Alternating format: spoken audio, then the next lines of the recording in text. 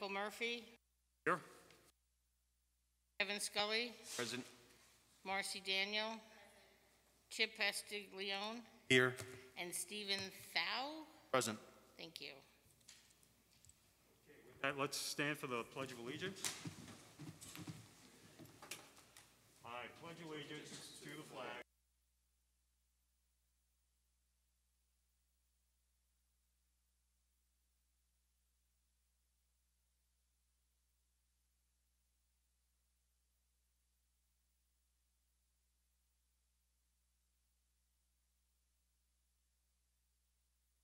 So before we get started, just in case anything should happen during the meeting tonight, we have emergency exits at the back of the room or through the front doors and out the same way you came in. With that, I'd like to welcome everybody to the Town of Monroe Zoning Board of Appeals meeting for Tuesday, September 28th, 2021. We have a fairly long agenda here tonight, so please bear with us as we go through this.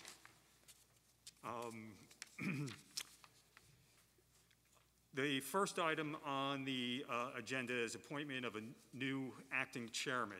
And I would like to table that discussion for a month if we could, because I don't think we've come to a consensus on that That's yet. fine. But while we're at it and talking about board members, I'd also like to welcome Steve Thau as a new member to the ZBA. So thanks for joining us, Steve. Welcome. Welcome. Okay. So that brings us to the next topic, new projects. The first one is the Town of Monroe Planning Board interpretation request, and that we're going to skip over for now because that applicant is not here at the moment. Which moves us on to the next application, Matzel. It's 474 Round Lake Park Road. Would the applicants for that please approach the desk and provide an overview of your application before this board? Top of the mic.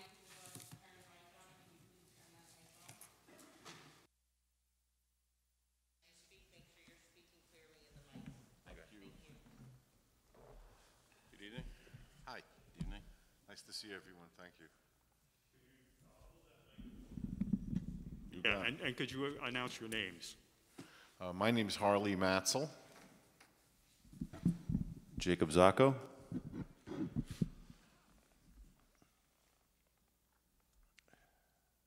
And if you would, give us a summary of the application that you're here for tonight. So I'm a builder, and Harley is my client here. And we're planning to do an addition. We'd like to do an addition on his house to increase the square footage. And it requires a variance due to the zoning laws put forth in 2017. Okay, I did have a chance to go through your application, and all the paperwork seems to be here minus an actual survey of the lot, which I could not find. The only thing I did find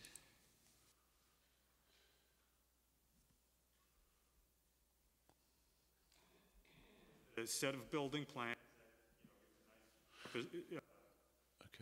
effective representation. What's called out as the site plan is simply an aerial photograph of the lot. There was a site plan submitted to the building department. I wasn't, Okay, because or it might have been. It wasn't in there in those plans.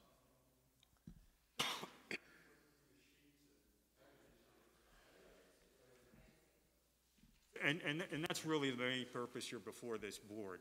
We need to see an accurate survey of the lot as it exists now. Yeah. Building super rundown of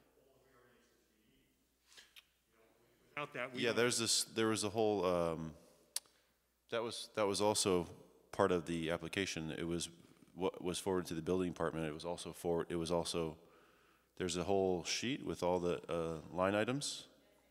Yeah, Mike, and there's a copy of a survey, the last page.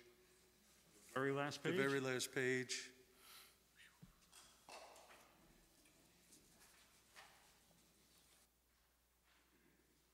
That of the application package instead of the plan set.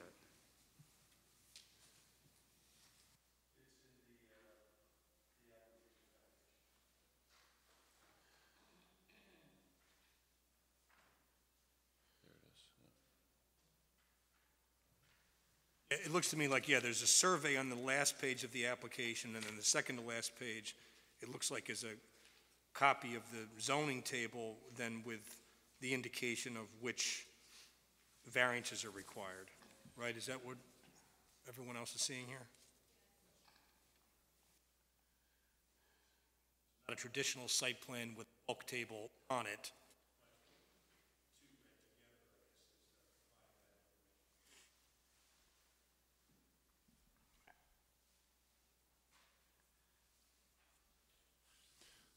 Would you like a small description of it from?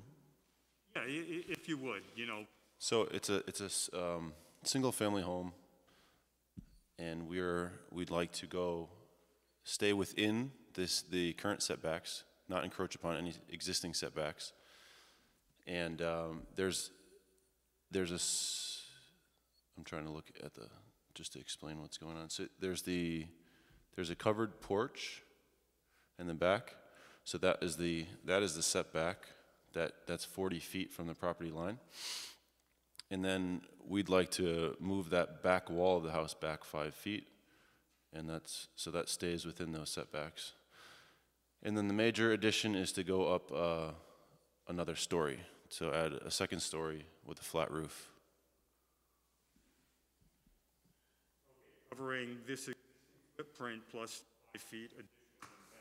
Right.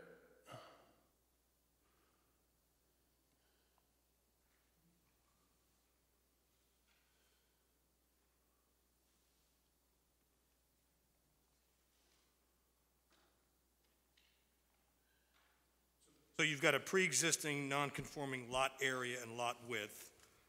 So because you're expanding it, you need variances from those items, right? And the side yards is I guess the same thing, right? Correct. You're There's not a changing couple. the side yards. No. It's just because you're going up and then also back 5 feet. Yeah, because of the zoning, Right. the zoning laws. With the side yard where it says on the survey of Edward Gannon, where you have the proposed deck, is that what we're looking at in that? Yes. Is that new? Is that going to be a new deck that's going to Yeah, encroach? yes. So that is new then? That deck On your mic. That deck would count as covered area above the grade, so that does become part of your roof line and a setback. I believe. It's I was explaining to the building inspector, and he said it was as a carport, that it was okay, and it wasn't wasn't encroaching upon the setback. Okay, we're going to have to get that clarified, just, for our own sake, to make sure we're interpreting this correctly. That deck on the side, that says proposed deck, that's like an open air deck? Is that it? Yes, and then Okay. underneath is just to park a car. So and looking at Ben's letter, he's not if counting anything. that towards, the side yard. And so you have an existing 13 and a half on the one side and 13 and a half on the other. And then the 40-foot on the back that's a pre-existing, like that structure off the back is a deck that's already exists. You're already at 40 there Yes, also. the covered porch, yes. It's a covered porch. And so the lot area, lot width, and the side yards are all pre-existing, non-conforming, that you're not expanding any of those. Correct. But what about the lot coverage? Is what you're doing adding to the lot coverage? It looks like, I think there's a small percentage that was recorded on there because of that 5-foot extension in the back. so the current status on the property is 25%? and then whatever you're adding is gonna add and get you up to 31%, is I that don't, it? I don't have the table in front of me. It's- Looks like he's proposing. It looks like, what's that?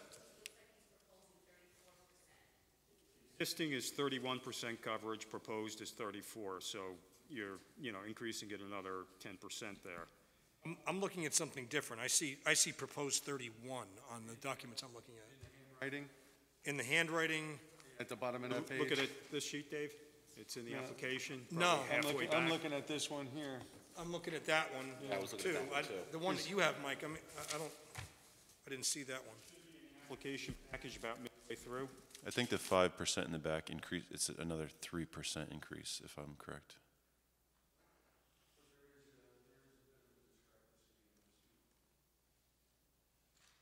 I see that table. Right, so the existing is 31 and the proposed is 34 according to that table.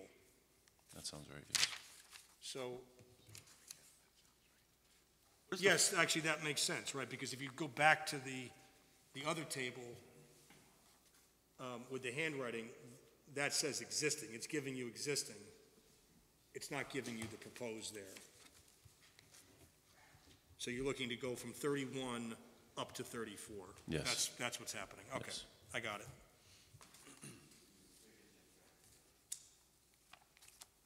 Space that you're proposing for the second floor, how is it going to be utilized? It's an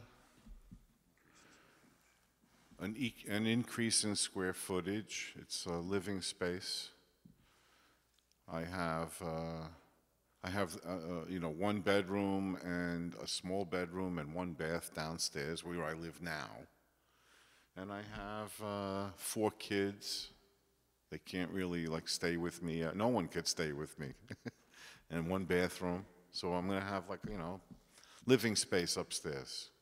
Probably keep the downstairs for guests and cooking.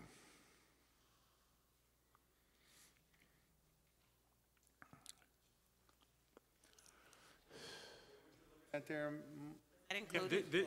This is part of the architectural plans that were submitted. There was actually a 28-sheet set that was submitted covering the building, and what we're looking at up here, Mike, you need to be on the mic. showing all the uses on the second floor. What's on the next?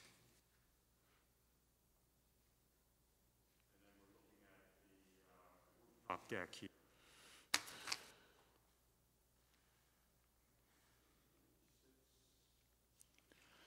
That side deck, that's gonna double as a carport, what is the flooring on that consist of? Regular decking The floor below on the deck? on the deck, Yeah.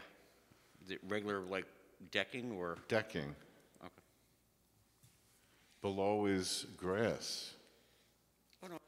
I'm just asking what the decking, okay. that's all.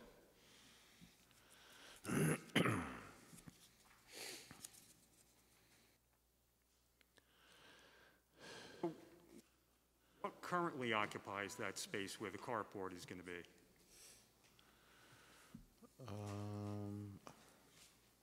Just grass. That's, And it's not so much a carport as it is a deck.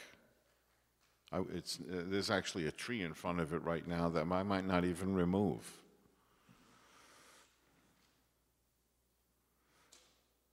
It's the deck and a way to get up to the roof.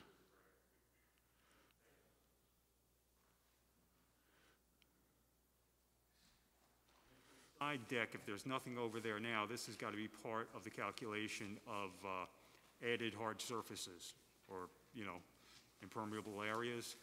And then I guess along the On your mic. back side of the house, this is where you're bumping it out 5 feet. Yes.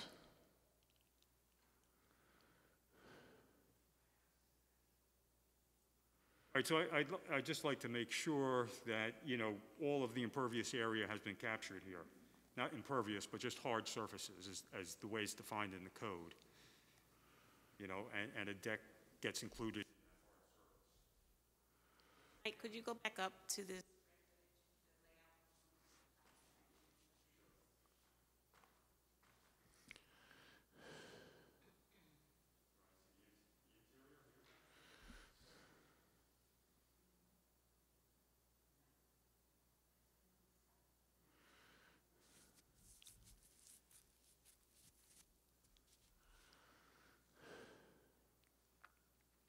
I say elevator? Yes.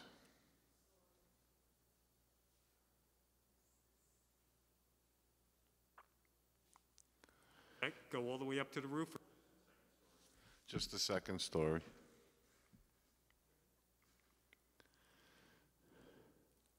I'd just like to go back to a question that Kevin asked about the deck slash carport. With the deck itself, you're calling decking, but the carport underneath, if you park it, will it let the weather through, or is it going to be like a deck tech where it'll stop the rain to go through it?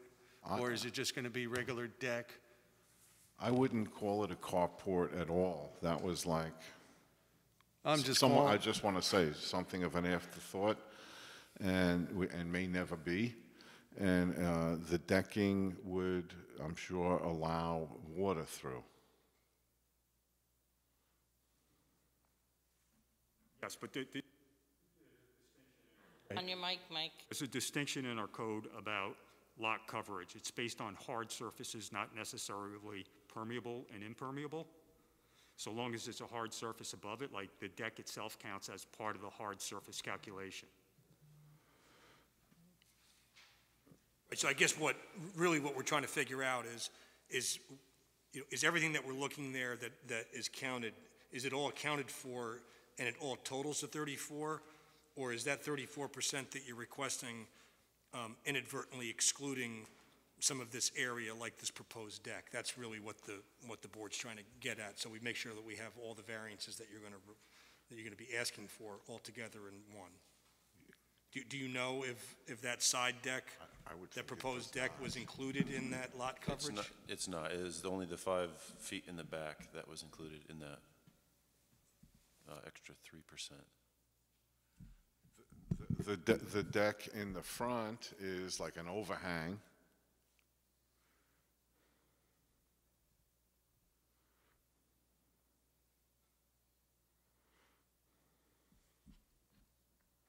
I'm looking. Mike, I can't hear you.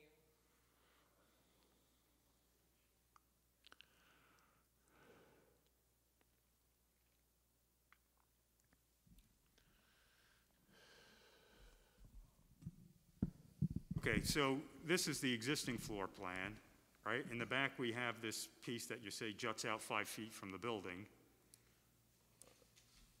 And that's. One second. The patio, the existing patio, I'm sure is more than 5 feet. It's about. Oh, it's- okay, It's that's- about 12 feet. Oh, okay. So There's an we're existing looking at the patio ground in that surface spot? here. Right, you see the patio and the proposed is the 5-foot extension out back. That doesn't show the proposed extension there. Right, because this is supposed to be the first floor demo. So it's showing the windows, the windows, and then all the walls, all the exterior walls are staying except the rear wall. So that's just showing that we're changing the windows.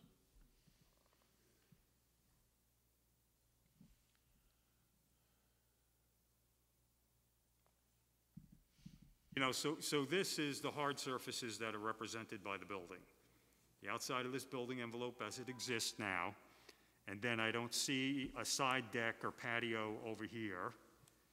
And then on this drawing, you're telling me this is the Covered deck. covered deck. Covered porch, I'm sorry.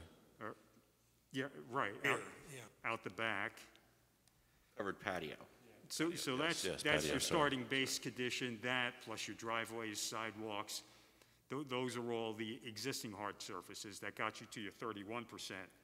Now, when we get to calculating the proposed hard surfaces, you know, we have to include everything not formally existing. So you're saying the deck counts as a hard surface? Yes. The second floor deck? Lot coverage, the percentage of area that is occupied by area of building structures, all impermeable or compacted Impermeable. parking lots, access, and circulation drives. So it's saying the area of buildings, structures, and all impermeable and compacted surfaces. So that picks up like your patios, your driveways, any decks or porches that you have on the house, whether they be raised up off the ground or not, are counted in that square footage. All right, so that's where we have to make sure that in this calculation, you're picking up this new side deck over here and the front that sticks out. You know, because that's all new coverage. You know, whatever portion of this, you know, I guess there's currently a driveway that runs to the front of the house. Well, that's already in your existing conditions calculations. That's why it's good to have, you know, the existing condition survey and the proposed conditions so that you can see everything clearly as it separates out. But I think that's the one thing that we really need to clarify here is, you know, the extent of that impervious cover that's changing, or the hard surface coverage. All right. Will the driveway be changing at all? No, no.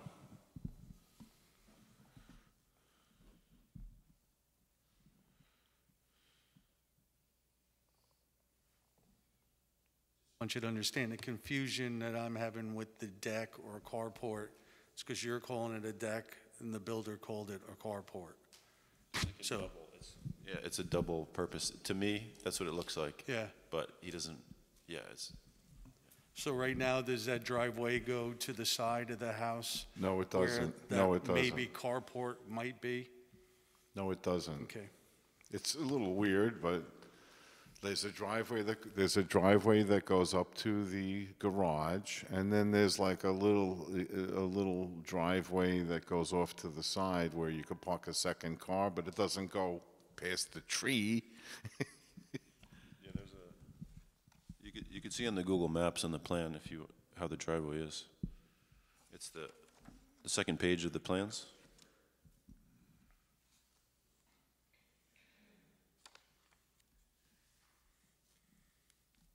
Right, so this is you, Bill. Driveway that leads to the garage on this side of the house, this back covered deck area, and the basic rectangular footprint of the deck. There doesn't seem to be any other, you know, patios or sidewalks that are out there.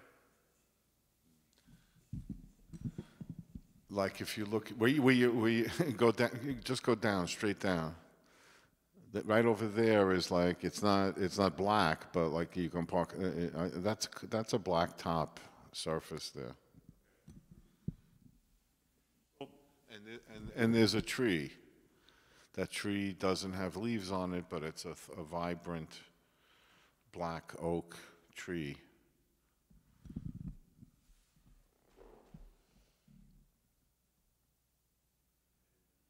Outline of it.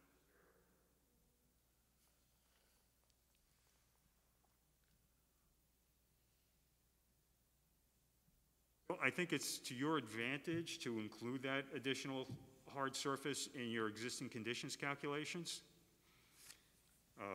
But also that your proposed condition calculations has to cover everything that's out there, or everything you propose to put out there. Didn't the building inspector say like it has to have a roof over it to count? Yeah, he mentioned, I spoke with Mark quite a bit about this, and he said that he looked at the plans, and he said it wouldn't count.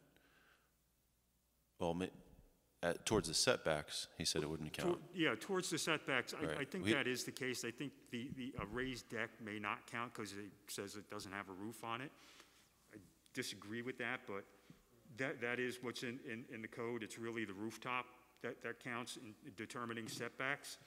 But when it comes to lot coverage, right, the percentage of the lot area that is occupied by the building area, structures, and all impermeable or compacted surfaces, including but not limited to parking lots, access drives, and circulation drives.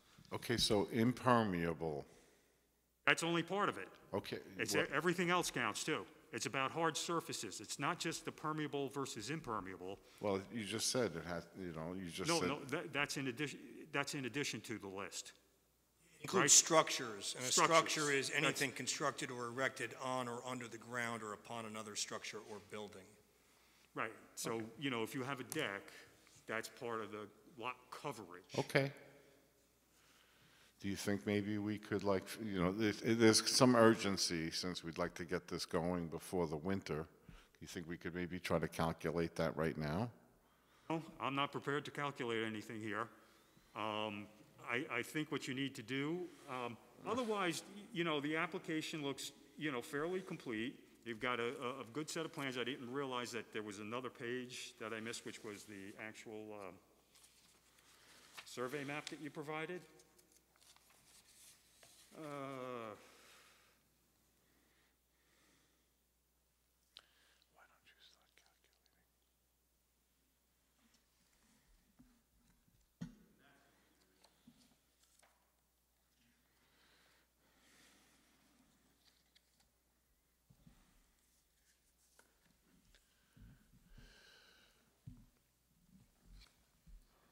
I think we're close, though. We're close to having a complete. I think a key issue here, which is really the issue here, that's the only bulk zoning requirement that you're having an impact on is lot coverage. All right, so we have to calculate that out correctly, and it would help to see, you know, a table itemizing what's been included in the count, you know, so that it's clear. And, you know, if you have 31% out there now and it calculates out to 35 or 36, it's not going to be that big of a difference. But it just needs to be correct so that we can gauge the magnitude of the impact in determining whether or not this receives a variance. If I'm thinking correctly, the building inspector, he filled out that form, the building department. So maybe it is accurate? No, he shouldn't be wouldn't- filling it out, number one. That's your job Well, to he gave do. me back the table and said how it's not conforming to why we had to come here. Like he gave the listing about why we had to come here, right? He gave all the line items about what we were, like where we did not adhere to the new zoning laws. It's the table. Who computed out the percentages, though? Did you compute the I percentages didn't and give it to him, or compute he those did? percentages. When I Referring filled to out this I table? filled out the zoning application. I filled out the application to come here. I don't have it in front of me. Referring to this table? But who, like, I would that's imagine still- that, like, you'd need a surveyor to compute out the percentages of the lot area, right? I mean, I don't know how you would know if it's 25, 31, 34, 37.9, or... He gave me the 31 and the 25. The 25 was the existing, and he gave me the 31. Or no, the 31, 31 is the existing, what's there. So somehow he calculated that. And then I calculated the addition on the back. That's what it was. Is this a recent survey? It is? Yes. But you didn't calculate the deck into it. Right. And that's, you know, that's the only thing. We don't want to give you variance that's.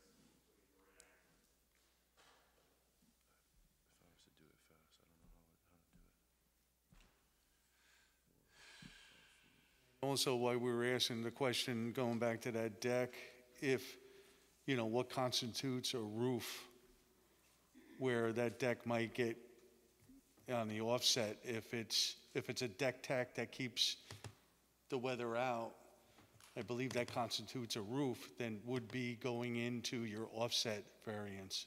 Right, it would be, but we've been down this road with decks before. We've actually had Mike, please. front patios or porches that were not shown with a roof on it during the building application process. Then they went and put a nice little gable end over the front entrance of the house to make it look good and to provide the protection. And that piece of it stuck out beyond the setback line, because the building was set back 40 feet. Once they put that out there, now the building setback was only 35. So they created an encroachment condition because of simply putting the roof above what was a patio and stairway. Correct. That's why I want to hammer home the roof, the type of decking that goes on this proposed deck, that they need to be careful with that, because it just won't be an area variance, then it'll be an offset if Oh, it's yeah. if it's anything more than just plain decking. Right. Right, I see what you're saying. Right. If that prevents the weather from getting it down below, then it Exactly. constitutes And a roof. then, I don't see it, but just by the eye, then you're a foot off of the property line. They don't have the offset, but it would create a problem in that aspect. That's why I asked that question, because from the rendition photo that you had made, it looked like not a classic decking. Deck, right. It looked like solid, and then when the word carport was brought up, It's a deck. okay. Some of that the picture. appearance, like the facade things on this render are not going to be accurate. They're not going to be And the same. that's why I'm asking. I fully understand that. Yeah, and I see that the question that you're getting at is, if you look at that, and that's waterproofed, that surface, then that's no longer just a deck, it really does serve as a roof to the area below.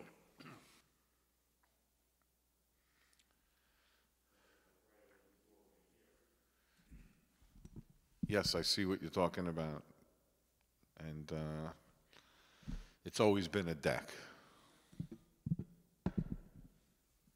Wrapping around the side, I don't think that doesn't exist, does it? No. I mean, in our discussions. All right, so In the plans that you have there, Chairman, does it go into the materials?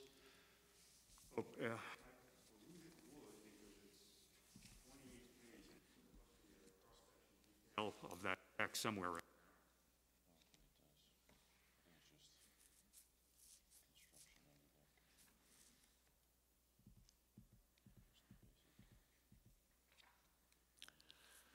Lumber.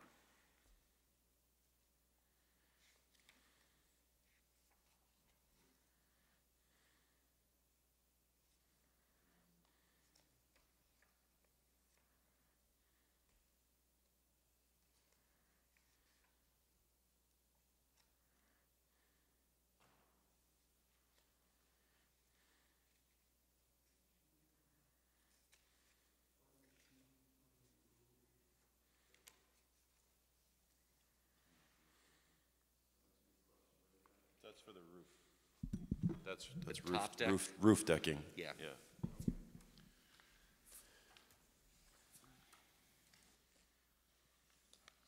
Can you covers that? I'm not sure if it exists. That would be It- a picture of it. It'll just be a solid sawn built deck, just standard with probably composite decking.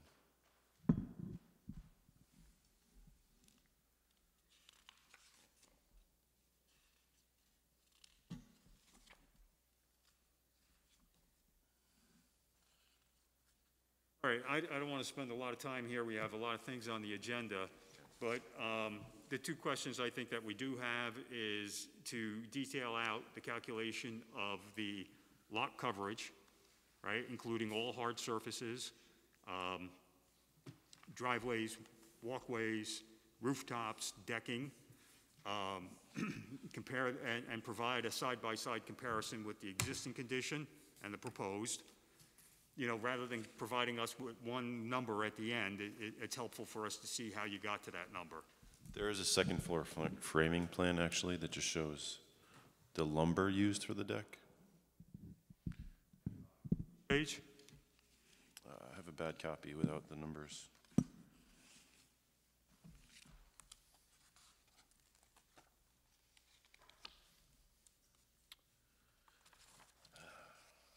All right, well, if you can answer that as the second question. So the two questions are, you know, clarifying the lot coverage calculation, and after that is... It's a few pages after that, sorry. After that. It's the second floor framing plan. The next, should be the next one. Yeah, there you go.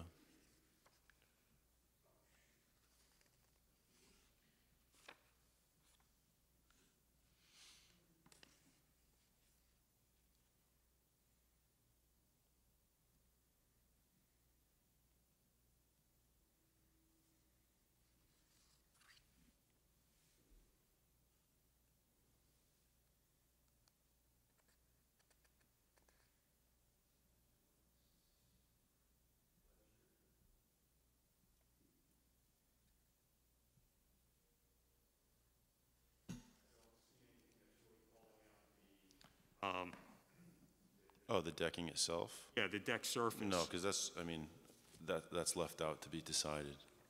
Like if we would choose to use pressure treated or composite. It's a cost thing, it's a budget issue. I guess the issue very plainly is not what material you're making it out of, is whether it's going to be like a deck that's permeable, or is it going to be a covered roof-like structure that's going to prevent water from getting through to whatever's going to be underneath it. That's the issue. Right. I think To the board's going to determine- want you to just clarify that in your application and state it plainly which it is. And if it's one that's going to be permeable and you're going to stick to that, then it probably will not count towards, Setback. towards the setback. But if it's going to be, anything It's other than that. decking, yeah, it'll be decking. okay. We can Yeah. clarify So that just now. clarify that's all. Right, and, in terms of hurrying through to get to the end point, I mean, there's a lot of steps here. The first is, getting a complete application. You're in pretty good shape, I think. We're only talking about the lot coverage calculation and providing a detail on what the surface of that deck is constructed of to prove that it's not a waterproof situation. Once we do that, then we can schedule a public hearing. The public hearing, if we find everything's good in October, the public hearing can be scheduled for November. And, if everything goes smoothly, we'll reach a determination in November. We also, we have to send this to the county. Does this tick off any of the 500-foot boundary rules for parks? I don't remember, I don't have an application in front of me, but I'll check first thing in the morning.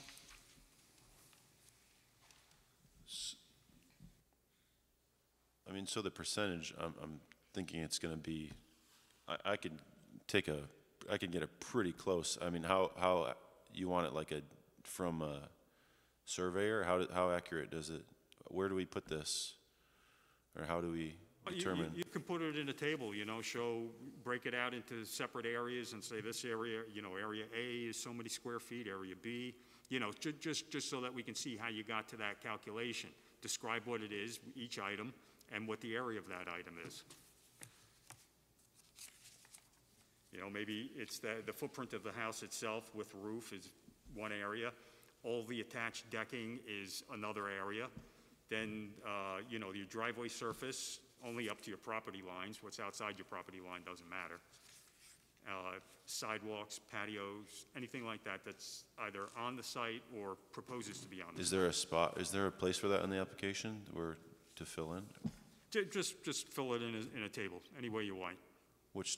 I'll send you a bulk table form. I think he has the bulk table form. That's what the building department filled out for him. But I'm just saying, calculate it, put it on a list, and show us how you got there. Just basically proving out the calculation of your percent coverage. And then if that needs to be adjusted in this application from the 35 that's reported now to 37 or 38, whatever that number happens to be, then we get there. Even, I mean, if we know today, like, it's just an additional, maybe 10%, right, at the max? I've got to tell you, I've been Maybe less, lenient yeah. with applicants before in scheduling public hearings, and it has come back to bite me on several occasions. And based on that alone, I have to treat Is everything, everybody equally. is everything else okay? Like, besides, that's the only thing, right, really? Anybody else? Marcy? Okay, yeah, so I think we're pretty clear. It's just clearing up what the surface of that deck is going to be and the actual lot I mean, coverage. I mean, we have to write it, we have to put it somewhere? I mean, we told you. Well, In, if you have a in other detail, words, if you have a detail of it, in, submit a in detail. in a few minutes, we could like just calculate like the square footage of the deck sticking out in the front and the deck thing on the side. I could do the math. And compare that to like how much the square footage of the whole house is right now. Because this delay could delay the whole project a year. Let me just jump in as well. It is going to require a referral to the county for a GML because it's within, you've checked off, it's within 500 feet of the boundary of an existing or proposed county or state park or recreation area. So the board can't, once we have, what the board needs is an application that accurately reflects what the lot coverage is. So you need to figure out that lot coverage. That application has to come in stating what the lot coverage is, and then that application needs to get sent to the county for the county's review, and this board can't act on it. It's legally prohibited from acting on it until 30 days have gone by or the county actually responds and provides their comments. So I hear you with your delay, and I understand that it's a building There'd be season. nothing you could do anyway. But anyway, Right. Also, in your I application. feel better then. I'm reading through your application. The applicant requests the following changes. Zoning law requires no building or non-conforming lot shall be structurally altered or, I can't even read that. But anyway, all you're talking about is doing the rendition, the addition to the house being it's non-conforming. But we also have the issue of lot coverage that you need an actual variance for that the application doesn't mention. You know, there's a lot of paperwork here, but you got to get that part right. I appreciate you, telling us this stuff. You're trying to make it go through the first time and be complete. Right, and that's the purpose of this first I meeting, is to appreciate sit it. down and make sure that the application is complete. Okay, well, we we spent a lot of time and effort to try to make it complete, so we were hoping that it was going to be okay. But you guys are the experts. Look, we're sitting here. The building inspector, he never said, "I'm telling you for sure every single thing." Right, that's not his It's job. not his job. That's right. Not his job. That's right. So you have two tasks to do. If you get those two things done, come back for next month's meeting. The submittal date for October's meeting is,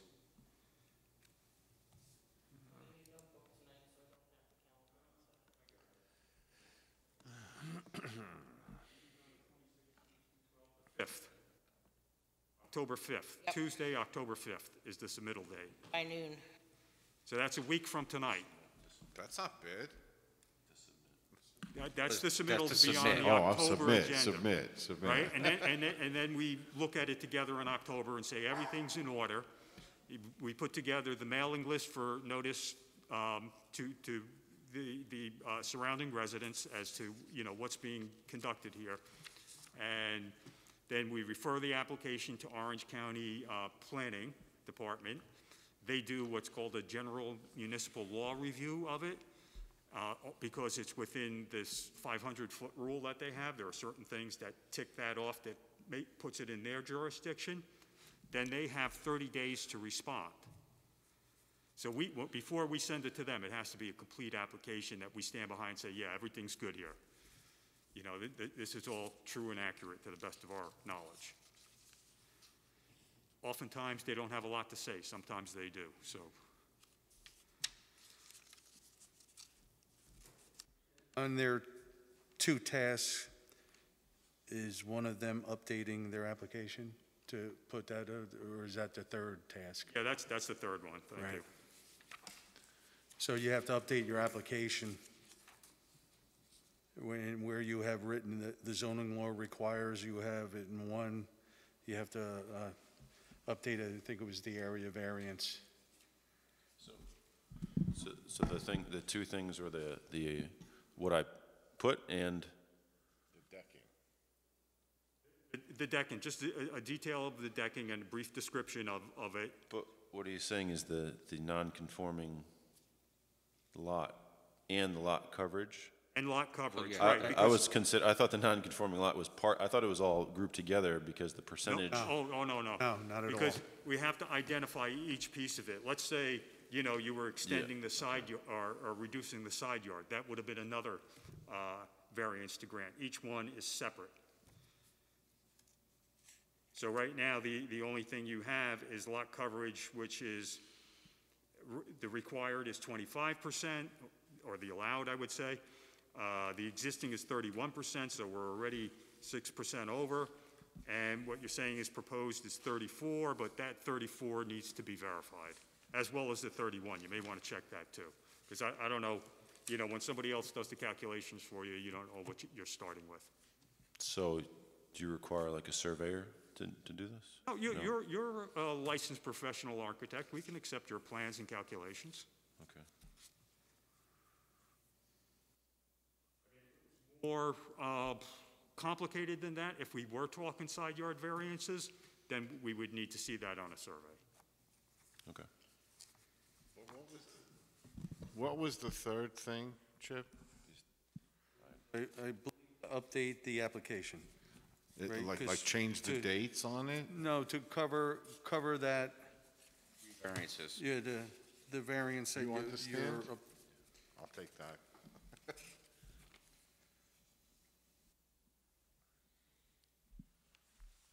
in the application. Right now, the only variance you're asking for is for the second floor. Am I correct? To anything, it's to do any construction pretty To much do, to yeah, the it's house, your general, Yeah, to a yeah, but it's not non-conforming lot. covering all the other stuff that we're talking about now. Right. It's just that the application needs to accurately state what the percentage is of lot coverage that you're asking for a variance for. That's all. It's just that simple.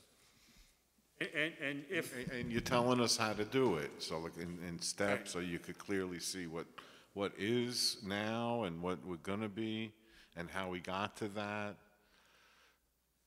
Instead It'll of just just, make it go instead of smooth. just numbers. It'll make it go smoother the next time you're here. Right, that's what, Yeah.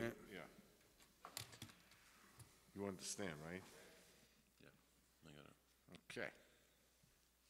I still think we could do this in 5 minutes.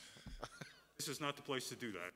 We have other applicants tonight, and I thank you for cooperating. What if we, what if we just stepped out and we did it, and when you were done, we just like did it with everybody else? I'll wait.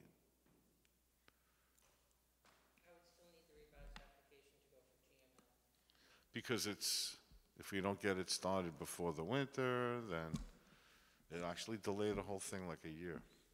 And then I'll have no place to live because I'm going away for the winter while he does it. It's kind of important to me. I can't help you with your project Okay, schedule, All right, I all mean, right. Thought I'd ask again.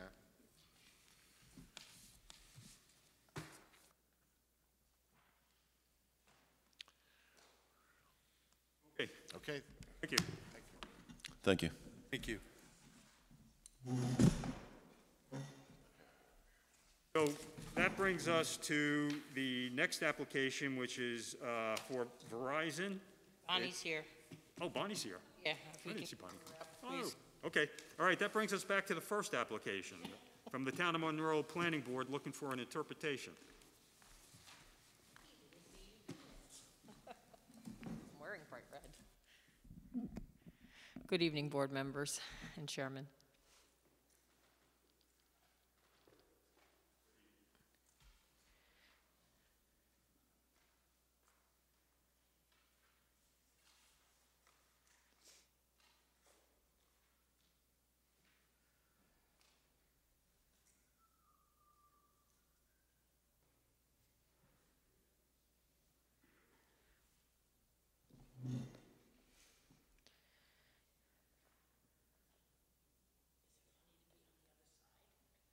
It's a different perspective.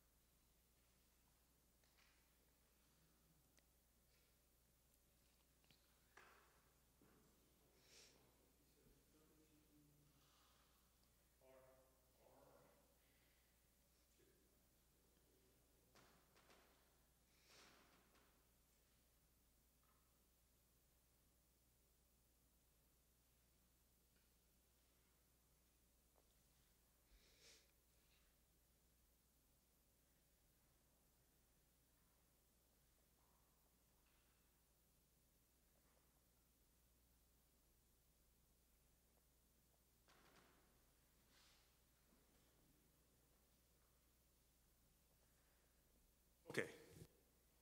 So Bonnie, if you could brief us on why you're here tonight. Sure. So the planning board has been in the process of reviewing an application for a property that's at 20 Allison Drive, which is proposed for a private school. And as part of that review, it required an interpretation from the building inspector. And we received a response from the building inspector, and I think what is really at the heart of this appeal or interpretation request, or I guess appeal from the building inspector's determination, it's less to do with the specific application itself, but it has to do with what frontage is. That particular provision in the special use permit describes that access shall, I believe it says that the property shall have frontage on a major collector road. And I don't think there's a question with regard to the major collector road, because the comprehensive plan update has a map which shows which are the major collectors. Actually, that's where I have a discrepancy. Okay. All right, because in the comprehensive plan that I know you're very familiar with, there are two things that are discussed. There are major collector roads and major arterial roads. And let me just...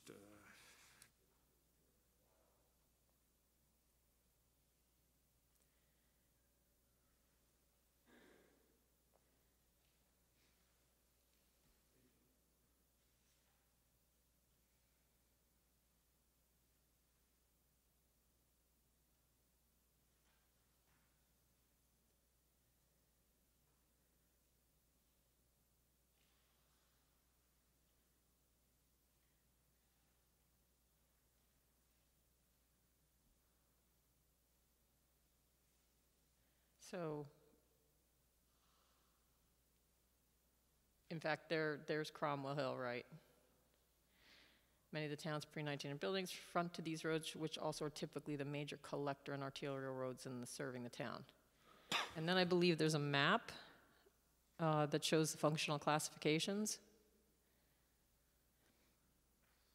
And again, I think the planning board was less focused on the road itself, but what frontage is.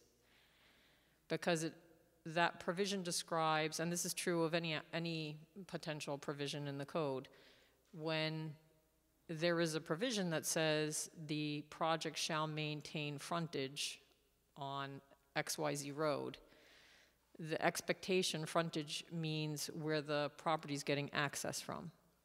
I agree. And the definition of lot actually alludes to that when it talks about a lot fronting on a road. So our appeal has to do with, and this has implications for other, provisions of the code. So that's why I say we're really not focused on the private school application. It has more to do with how the ZBA, in looking at the totality of the zoning regulations, would define or interpret frontage. And it's the planning board's position that, again, when something says there shall be frontage on a major collector, a lot shall have frontage, they're talking about where the property fronts to gain access. Now, in that specific provision, it said frontage on a major collector road because the expectation was the access would be to a major collector road, as opposed to both fronting and getting access, because we didn't necessarily want something that could be a high generator of traffic on local roads, on, minor roads.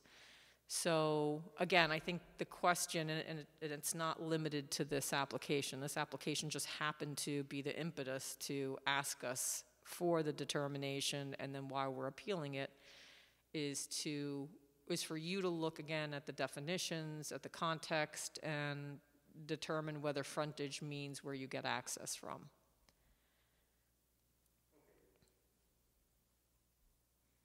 So we agree on the fact that it's got to be a major collector road. Within the town of Monroe, the majority of the non-local roads.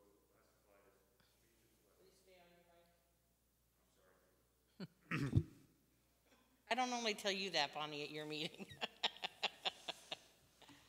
It's just hard to hear later.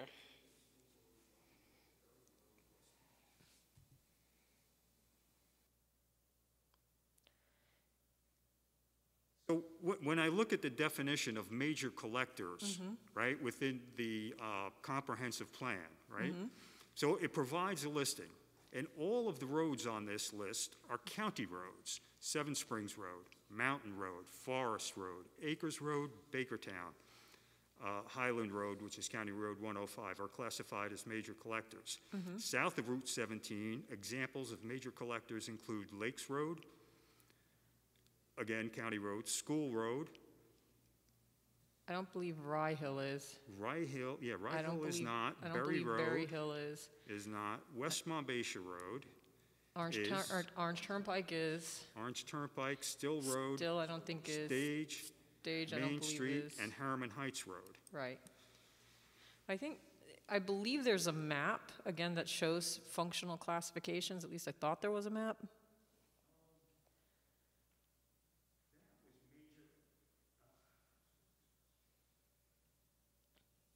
School Road's a county road? No. That broke the county road.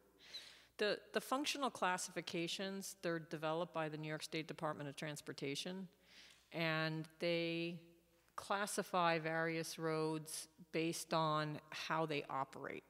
So are they intended mostly to serve a local function, which is purely access? So, a road in a subdivision is usually a local road. Then you have, your arterial highways, like a Route 17, the intent is primarily to get traffic through from one area to another. Collectors take the traffic from all the minor roads, local roads, and collect them and bring them out to a more arterial road. Right, so that here, you could see the color coding. And there's Cromwell Hill Road.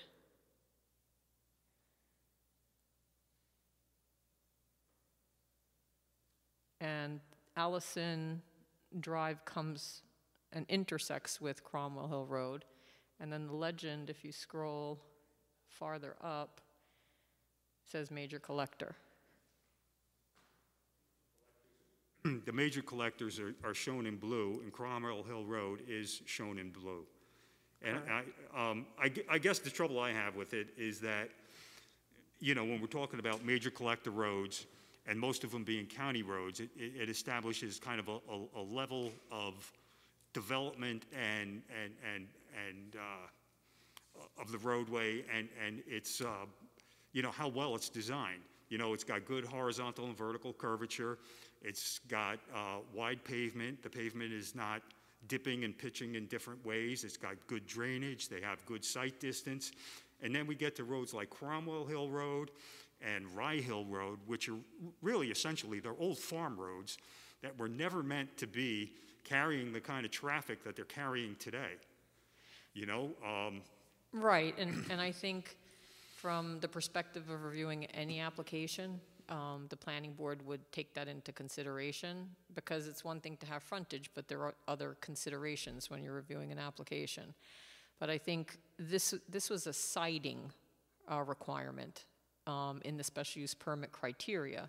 And the siding requirement says that you shall have frontage on a major collector. And frontage is the key, more so than major collector. It could have said minor arterial, it could have said major arterial. What is frontage? By specifying that in the zoning chapter, it's the planning board's belief that the intent is that the access is to go out through the major or collector or whatever road. And again, frontage, we're specifically dealing, and it came up as part of the application and this criteria, but our request to the ZBA is the broader question of what is frontage? Is frontage just simply you can have frontage and then you get access somewhere else? You know, somewhere else from another, road that surrounds or Right. is, or is it really intended that frontage is where you get access as well, regardless of how a road is classified? And that's why I bring this map up. Yep. Because this map, shows that the lot in question is a fairly large lot. It's 8.3 acres, and it has this dual road frontage, right? Yes. It's got 70 feet along Allison Drive, which is where the primary entrance is to the lot right now. And that's the way this lot was constructed, was to have access off of Allison Drive. And then it just so happens to have remaining lands that have frontage on Cromwell Hill Road. So I would say that the frontage is the functional frontage. How do you get in and out of this site? So by saying that you have frontage on a major collector, the intent, from the planning board's perspective, was that the access would not go out to a local road. It was supposed to go out to Major collector. to the major collector. Yeah, it's kind of a functional thing. It's not just a matter of semantics, that we have frontage here, we can't use it because I don't know, whatever, the grades are too steep or there's a wetland to cross, whatever those conditions may be on this lot. But from what I do know of the case, the driveway enters off of Allison Drive, which is clearly not a collector road. It's just a local road. It's a little paved cul-de-sac. And this spare piece of property line that they have across here, doesn't construe frontage in that it's not used as such.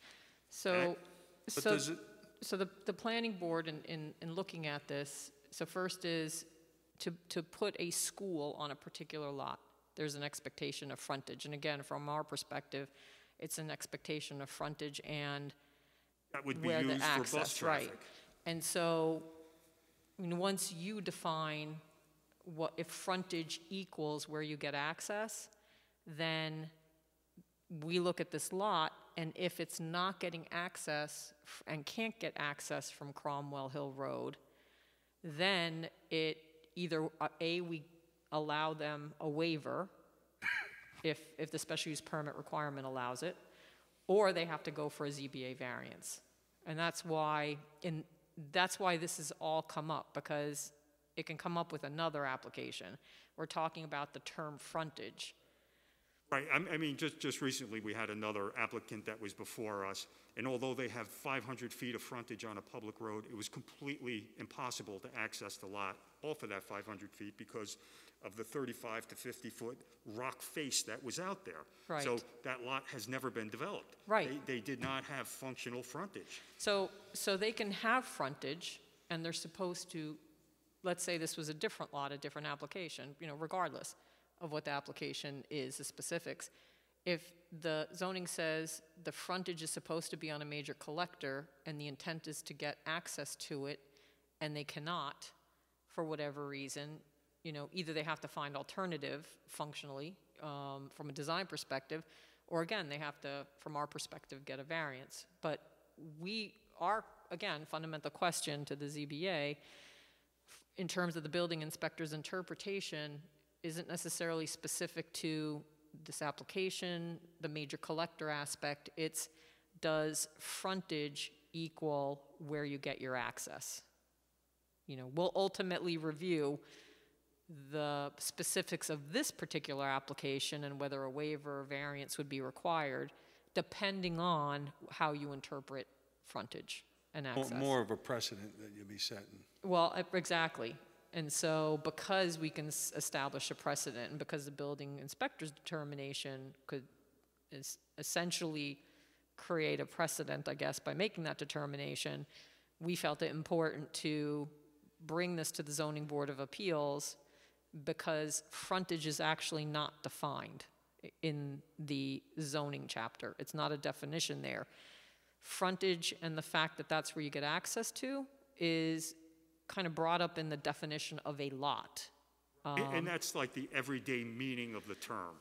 You know, sometimes that's what you have to rely upon. Right. What does frontage mean? Well, frontage on a lot is where you come into and out of the lot. You gain access there at your egress and ingress point. Right. So that's the way the planning board felt that the regulations, what the intent of the frontage was. The building inspector's determination was not aligned with that. And so we wanted to bring this appeal to the ZBA for ultimately your interpretation of what frontage means. And then we can go back and then review this and any other application in accordance with your interpretation. Everybody have questions? I think, David, to move forward on this, we probably have to craft a good letter that goes through the various, sections of the code that we're looking at and the very definition of frontage and what our interpretation is of that. You've had a few interpretations before you in the past, and we proceed the same way. If I can give you the guidance as to what the legal parameters are for your interpretation of the code, and we can handle that. Right now, I think it's good. I don't see efficiency in the application. Set it up for a public hearing. I think it's good to set it up for a public hearing, That was going to be my next question. Does an interpretation need to have a public hearing? Yeah. Yes, okay. Is it, can I ask what the building inspector's view of it was, where it wasn't aligned with what you were, What the what the planning board? planning board was thinking, or I can't ask that? Well, I don't know that you can or can't ask me. I think it's more, I don't have the building inspector's letter in front of me, so I think it'd be useful to pull that up. Ashley, I think that'd be good for us. Did Ashley include it with the, I don't remember. It was an email. It looks like it was by Oh, email, yes. August 12th. yeah, so I don't think Is there that was the a, one? yeah, I don't know that he submitted It a wasn't formal letter. was it? It was an email determination. In the application, it's around, actually, it's within, the notice of appeal narrative from the Burke Mealy firm on behalf of the planning board. It's the very first document, Exhibit A, the very first document attached to the narrative. And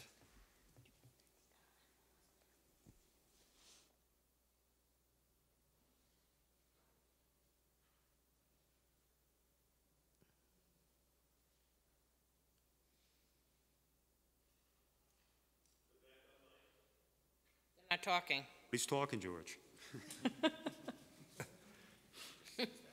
essentially, We're contemplating now. in summary, what he says is that Cromwell Hill is a major collector road, and this property touches the major collector road, essentially. I'm summarizing it, but Yes. so therefore,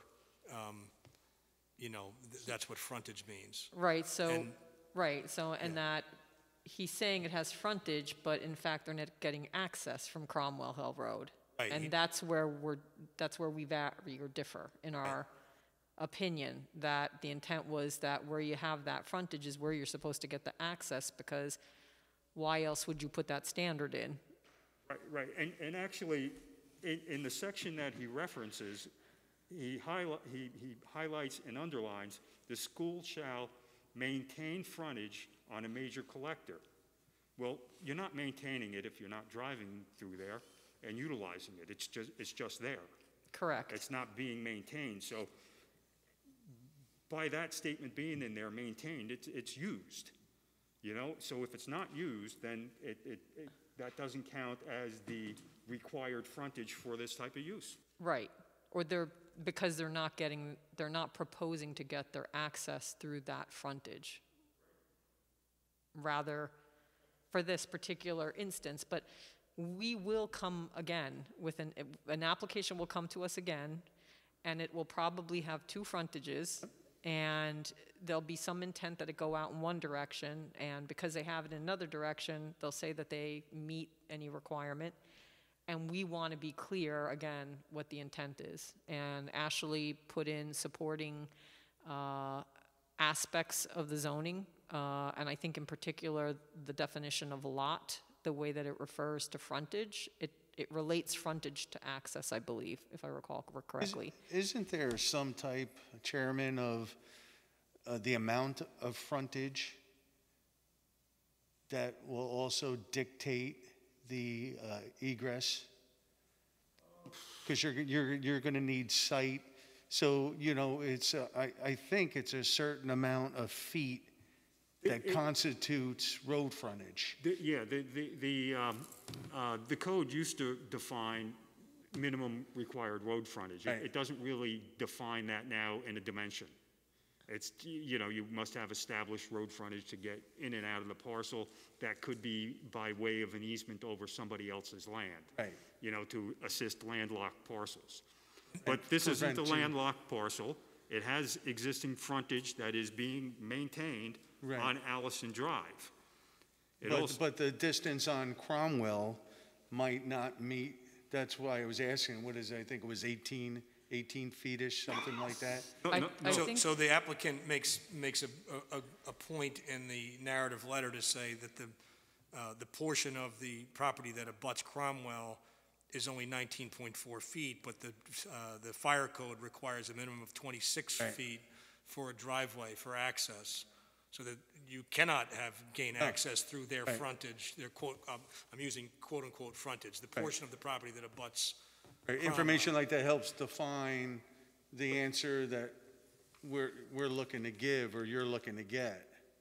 I think that there's a provision in New York State town law that Mr. McCartney may be familiar with, and it triggers 280A variances if you don't have it, and I believe that you're supposed to have at least 10 feet of frontage and gain access there too.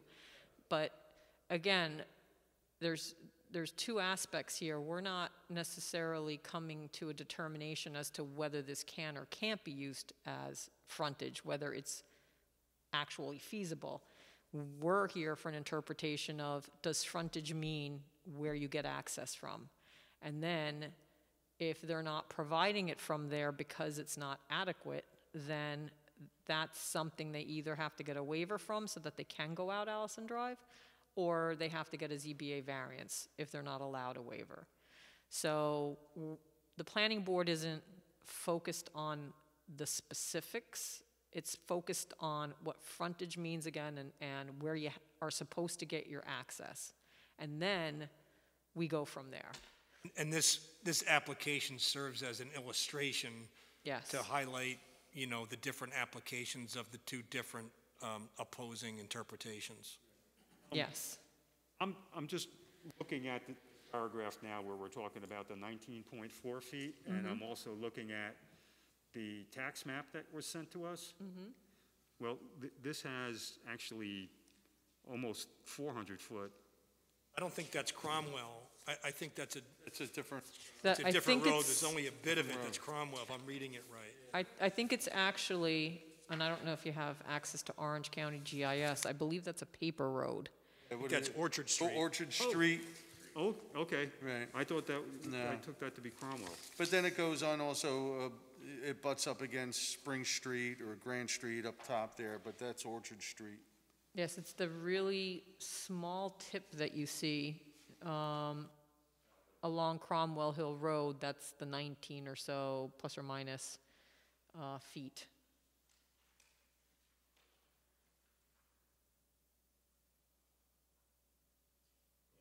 one little flat tip that happens to touch Cromwell.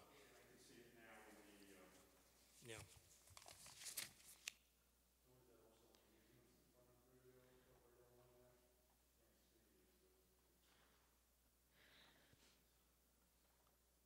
So in any event, I think a lot of this is going to be, fodder for the hearing, and if anybody sees anything else that they'd like to hear from the applicant or have the applicant bring to bear for the hearing, I think now would be the time to,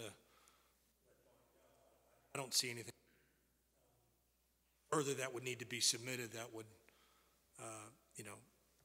be required for the application to be complete, so.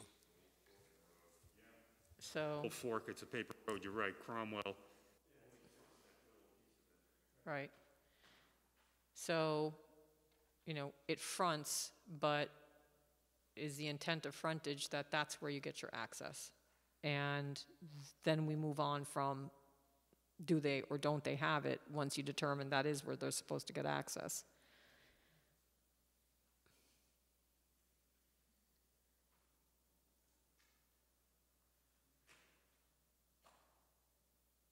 And if you stay right there, Mike, Mr. Chairman, as an example, I'm just going to come up and point to something on the screen so that you could see it. Sure.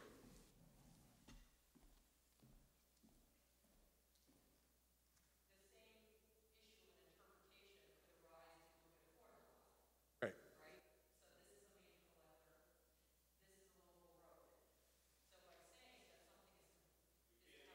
Yeah, we can't.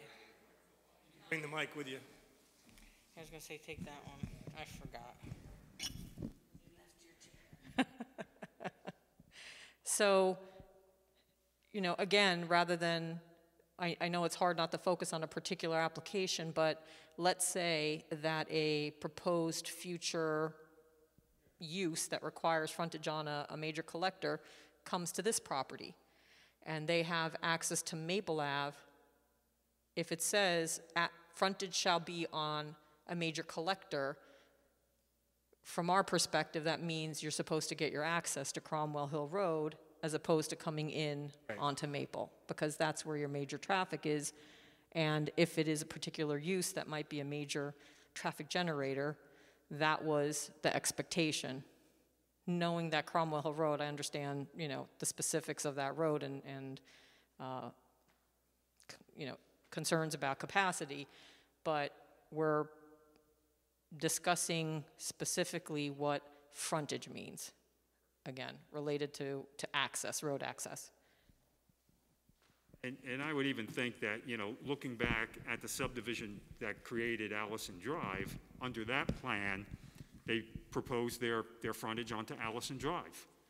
That's how they showed the lot would be developed. Right. And, there was nothing happening back there. So during the subdivision stage, that consideration for access at that point was never approved. So at that alternate point. Right, so for a residential lot, at the time it was approved, it was only used for a single-family residence. It's off of Allison Drive, which is a cul-de-sac, and it gets its frontage because there isn't necessarily a limitation on where a single-family residence is required to have frontage. The difference is that in this particular, again, getting to specifics, but in this particular instance, it said frontage is to be on a major collector because it's a different use. Right. And so that's proposed on a lot that has a residence that already was developed with a different access point because there weren't those limitations. So it comes down, again, from our perspective, it's all about, does frontage mean where you're supposed to get access? And then we go from there.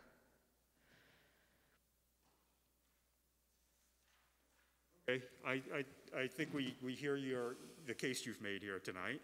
Does anybody have any further questions? No. Okay. Further from you? I don't think we need anything further from you for this application. We're going to have to sit down, go through the public hearing, and ultimately put together our resolution or interpretation Correct. on this. Correct. So, do we tick any of the 500-foot boxes on this application for a notice to Orange County Planning? So this is a broad interpretation. I don't know if this Okay. is considered So you're specific to using this this or as a an broad example? one. Yeah, I don't know if you trigger GMLs, if that's a, I don't think it triggered. Okay. Not making that type of decision.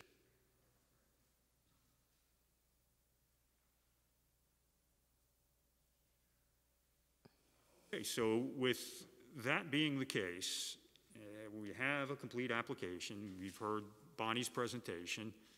I think our next step is to schedule a public hearing. And our next meeting is going to be in October. okay? What date is that? That is Isn't it to be, 26th. October 26th. Is that And to be later tonight, determined? isn't that something for discussion today? Yeah, we're going to discuss that later because on October 26th, this room is going to be used for early voting purposes, so we can't be in this room. So we're thinking of doing the October 26th meeting via Zoom. And we'll make that determination before the end of this meeting, but I predict that's the way it's going to come out, Okay. because otherwise we have to skip the meeting. If for any reason I need to be present, it looks like my evening is open, so I can be present. I don't know how, this is my first kind of public hearing involving an interpretation, so I don't know to what extent we're involved, but, you know, Yeah, no, We are the I would definitely applicant. recommend that you come, for Okay. sure. You know, and state your, you know, and make the case and respond to, you know, anything that anybody else might have to say about it, and respond to questions on the record. That way, you know, one way or the other, whatever the board determines, it's going to be, if anybody ever wants to challenge it, it's going to be an Article 78 based upon the record. Okay. So even though we went over it, you know, quite a lot of detail today, I would recommend highly that you be here and put the same level of detail into the hearing record. all right, I will do that. Do you typically request presentations of some sort or some just opening statement from an applicant? I think we can work from, if this is a broad interpretation, I don't know if we really want to present the maps for this particular property. Yeah, I don't know that, I think this, because it triggered the interpretation, I think it's useful to discuss it, but it is a broad interpretation. Yeah, again, I do think it's useful to have this property, because it came up in the context of this property. Okay. And again, as we said before, it serves as an illustration of the different outcomes depending upon what your own interpretation may be. So it's all in context. Yeah, and as far as maps go for demonstration purposes, we can do the same thing with the GIS, Orange County GIS Yeah, site. I think it's very adequate, and you can look at other examples or scenarios as we go through this.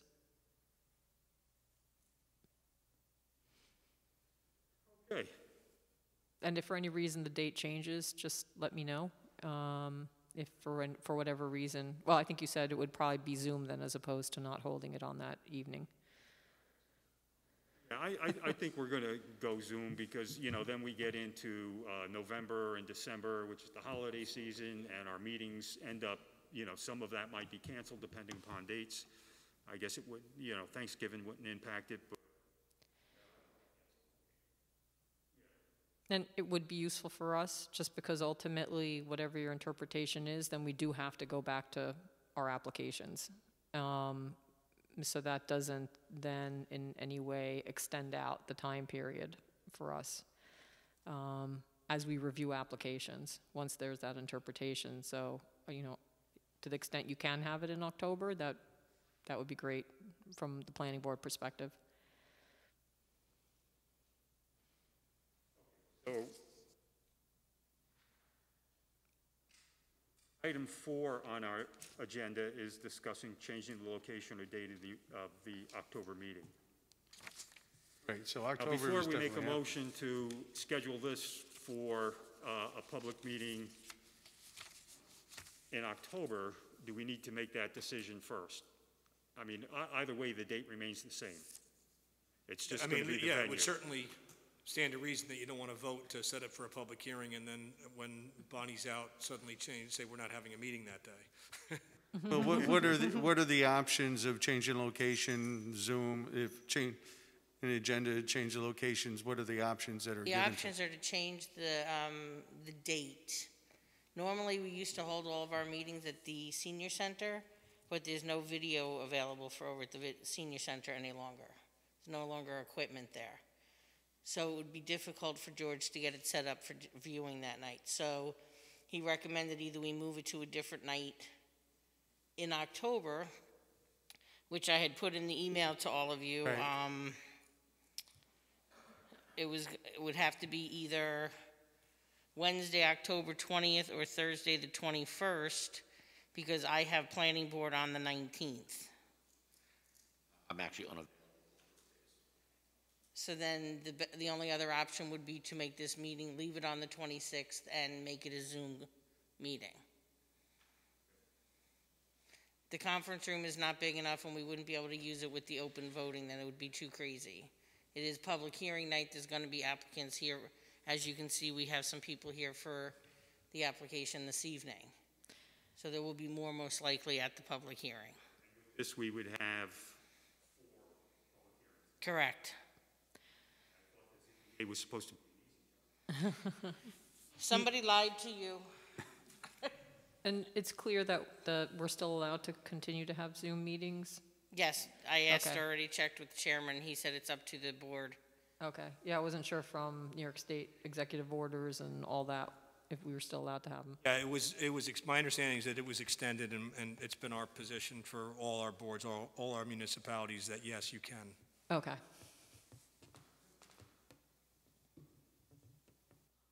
so with that matter more or less decided, we'll go through the formalities of it later. Would anybody like to make a motion to schedule this application for an interpretation on, for a public hearing on October 26th? Via Zoom. make a motion to set the public hearing on October 26th in regards to interpretation on the 26th via Zoom. Second. All those in favor? Aye. Aye. Aye. So, Thank you, Mr. Chairman. Thank you, board members. If you need any additional information, you can reach out to Noreen, and she circulates it to all of us, including our planning board attorney. So I appreciate it. okay, Thank you. Bonnie. Have a good night. Good night, Bonnie. Right. Good night. Aye.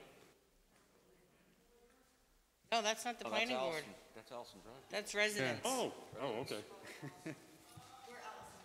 Yes. Yeah, no. We'll talk to you next month via Zoom. Oh, you didn't know that? I didn't know that's who it was. Oh, yes. I thought it was one of our later applicants. Yeah, they were, The only one left They we were have fi- is they poor were Scott fighting. Olson. You have got the floor to yourself. Yes, Scott, please Oh, did you kick everybody come else up and out? talk to us about Verizon's latest application. All right, so good evening, Mr. Chairman, members of the board. Hey, David. Good evening. Good evening. My name is Scott Olson. I represent Verizon Wireless. Some faces are familiar, some are not, because I was here for what was a very controversial application about a year ago. And I say that only to say that this should not be a controversial application. We are looking to install a new facility on an existing building at the, what's the building name? Sorry. The Professional Square building, which is located at 491 Route 208. We intend to put 6 antennas, 2 in 3 separate sectors on the existing stairwell penthouse. Curiously, there is an antenna up there right now, which will actually be, and it's not ours, I don't know whose it is.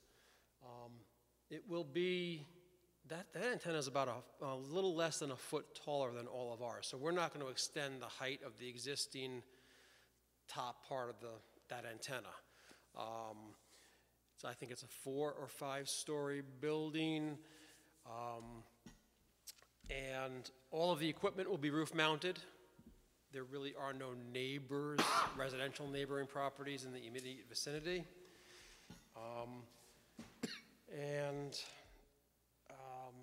Just if you're curious, the Bar Lane site, I think it's about 3 miles to the southeast or so of this. So this is completely different than that. This is needed because it's in the western part of the, northwestern part of the town, separate apart from Bar Lane, by the way, which is hopefully going to go into construction shortly.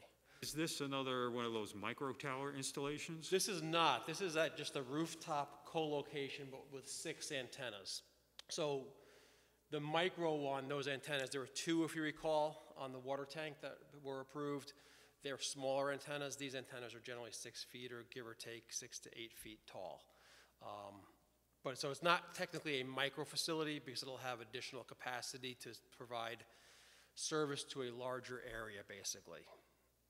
Okay. And just so the board members know that weren't around for the last application, in the town of Monroe, for spotting cell towers, we have like 5 zones that are identified in the zoning map that are circular areas around existing towers. You know, one is all the way out on Lakes Road on the top of the mountain out there. And there's 4 others I don't recall off the top of my head. But what's happening is, as these telecommunication companies are trying to expand their services, those locations aren't working for them. So they do these studies and they come up with their preferred location. Back on mic. Because it does not fit into the zoning code. All right, so this is not a permitted use in the district that they're asking for. We had one prior application here that Mr. Olson spoke about, which was up on Bar Lane, which is within Meadow Glen. That's the townhouse complex behind Target. BJ's and Target up there. So that was one application, and as Mr. Olson alluded to, that was highly contested by the local residents because it was so close to those residences. Here he's asking for another installation, but it's more in an industrial setting or commercial setting, and right next to the Quickway. So we don't have that issue of a high-density cluster of residential houses here. And this brings me to my next question. How many more of these types of applications do we think we're going to see throughout the town of Monroe? You know, because the last one was one-off. It was unto itself. Right. And now here we are back a year later starting a new application. Where are we going to be a year from now? Yeah. Is there going to be another one? You know what, there is, I heard of another one that I will not be representing because Verizon is working with a Homeland Towers, and they may or may not have approached the town already for like a pre-application meeting. They call that site the Marycrest site, and I think if you look on the maps, there's some Marycrest designation or area on the map, so that'll be in that part. I think it's kind of the Over by Smith Farm. okay, and it's a little bit, Yeah, I think, it's south. the old religious complex over there. Right. Yeah. Or had so many. Yes. So I know they're working on that one. Like I said, I will not be representing the Homeland Towers. I'm not aware of any others, but obviously this will go to a public hearing. I believe Mike Crosby was here the last time as the engineer, and that'll be a great question to ask him. But I can certainly ask him, you know, also. I'll talk to him tomorrow. And the reason this is being done, it's very similar to what was needed in Bar Lane. Generally, for the last 4 or 5 years, we've been working on these sites, and they are primarily capacity sites. We get some extra coverage from our mid-band frequencies, which is the 2100 megahertz. It gives us an extra coverage area, but there's so much usage of the networks, not just ours, everybody's, that we need more and more sites to be able to not drop calls, to provide the service that the people are paying for. So the networks are just running out of capacity, and that's why we're doing this. This site is across the street from O&R? Is that where we're talking about? Yeah. Yeah. right here is a Yeah, no, I know. map of it. So Yep. this is 208 running across it. This is Route 6, and Yep. if I zoom out a little, you can see the interchange here, and that's all. Yep. So I notice on your, this is an application for a use variance before this board, right? Correct. So just on your spiral, on your narrative, it actually looks like it's got a typo. It says application for an area variance on that first page. That is incorrect. I mean, you're correct. Yeah. The statement is incorrect. Yes, I in the thought so, but application. And for the Yeah. members that weren't, here on the Bar Lane application, an application for a use variance in this context is very, very different than the typical use variance standards that would apply, for just about any other type of application. This is a public utility, and so there's an entirely different set of standards that apply. And it's basically boils down to the applicant, because they're a public utility, it's a public necessity test, not any of the 5 criteria under New York State town law.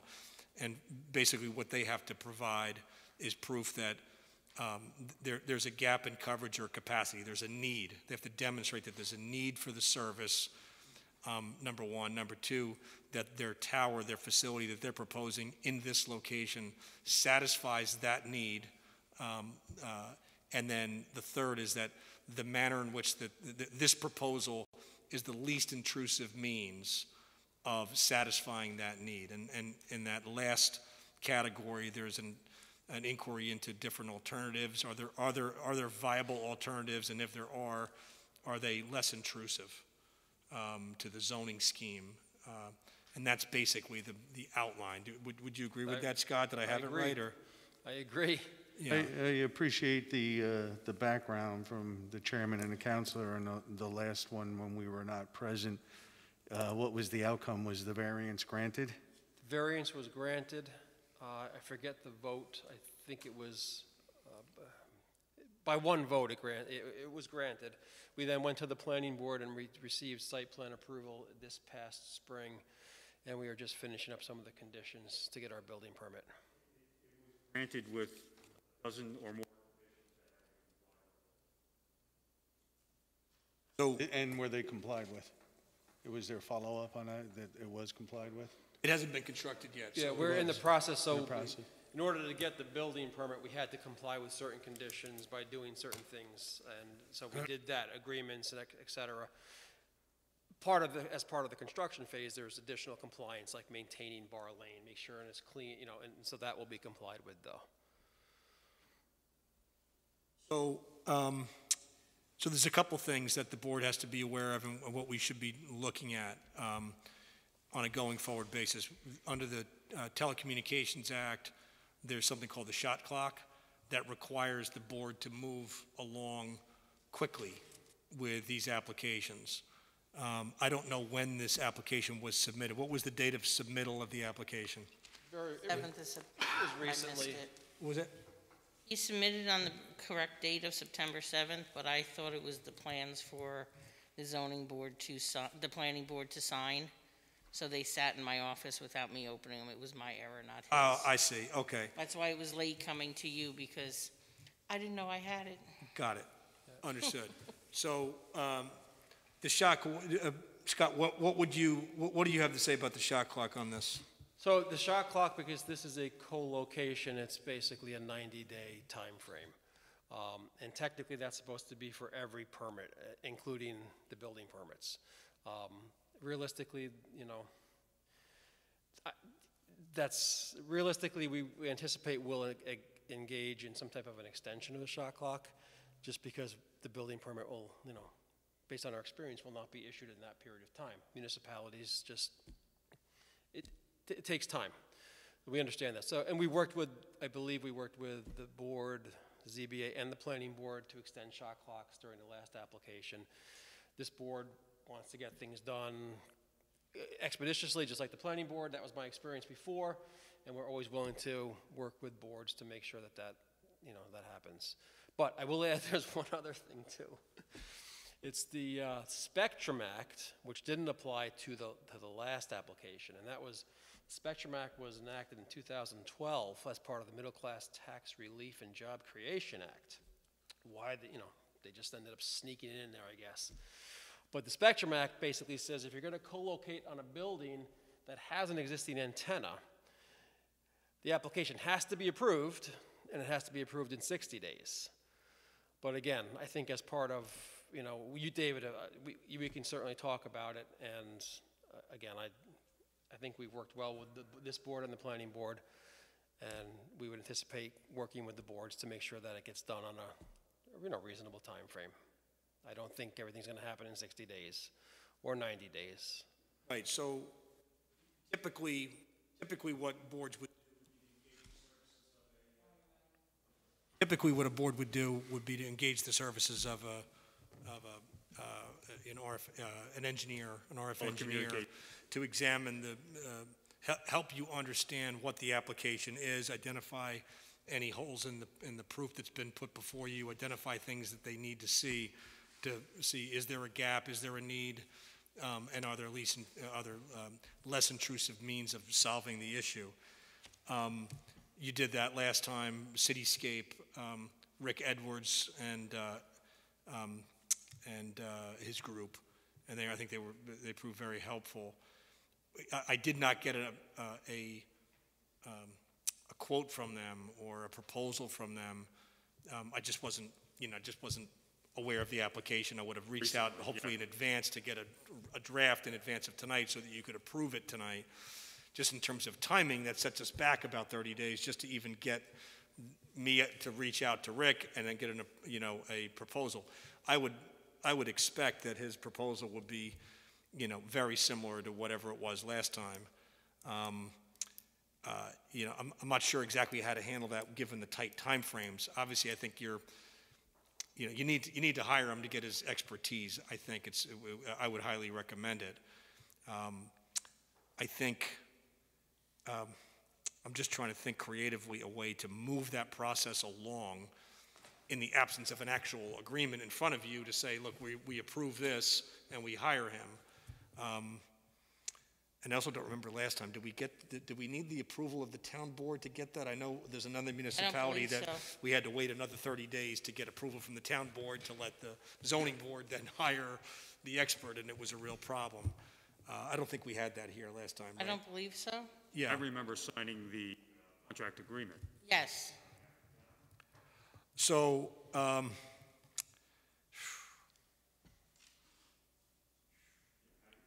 how do we get through this and move it, keep it moving quickly?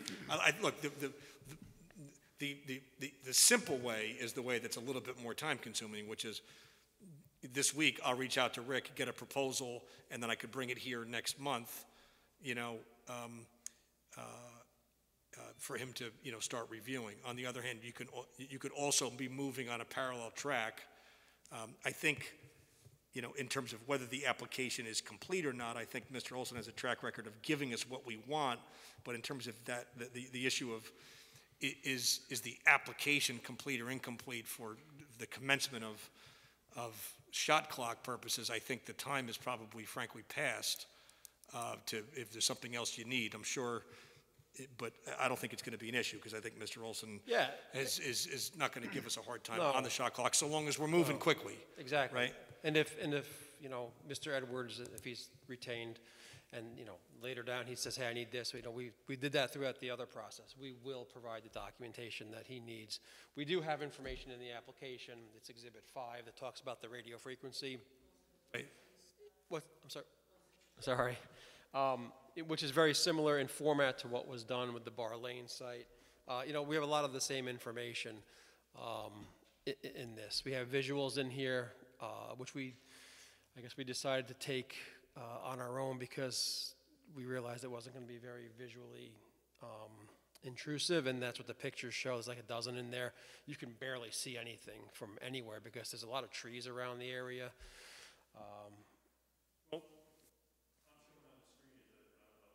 Photo of the front of the building. The building is quite clear from the road.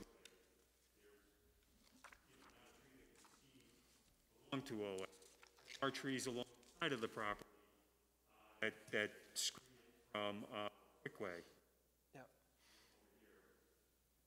And that's what I meant. I mean, yes, right in front of the property, yes, the antennas will be slightly visible. And you can see that in one of our photo simulations. It's picture 2. What I was referring to is just different areas around the lake. There's, and the way the property sits, but you can look at those at your leisure, obviously. But overall, the visibility is extremely minimal.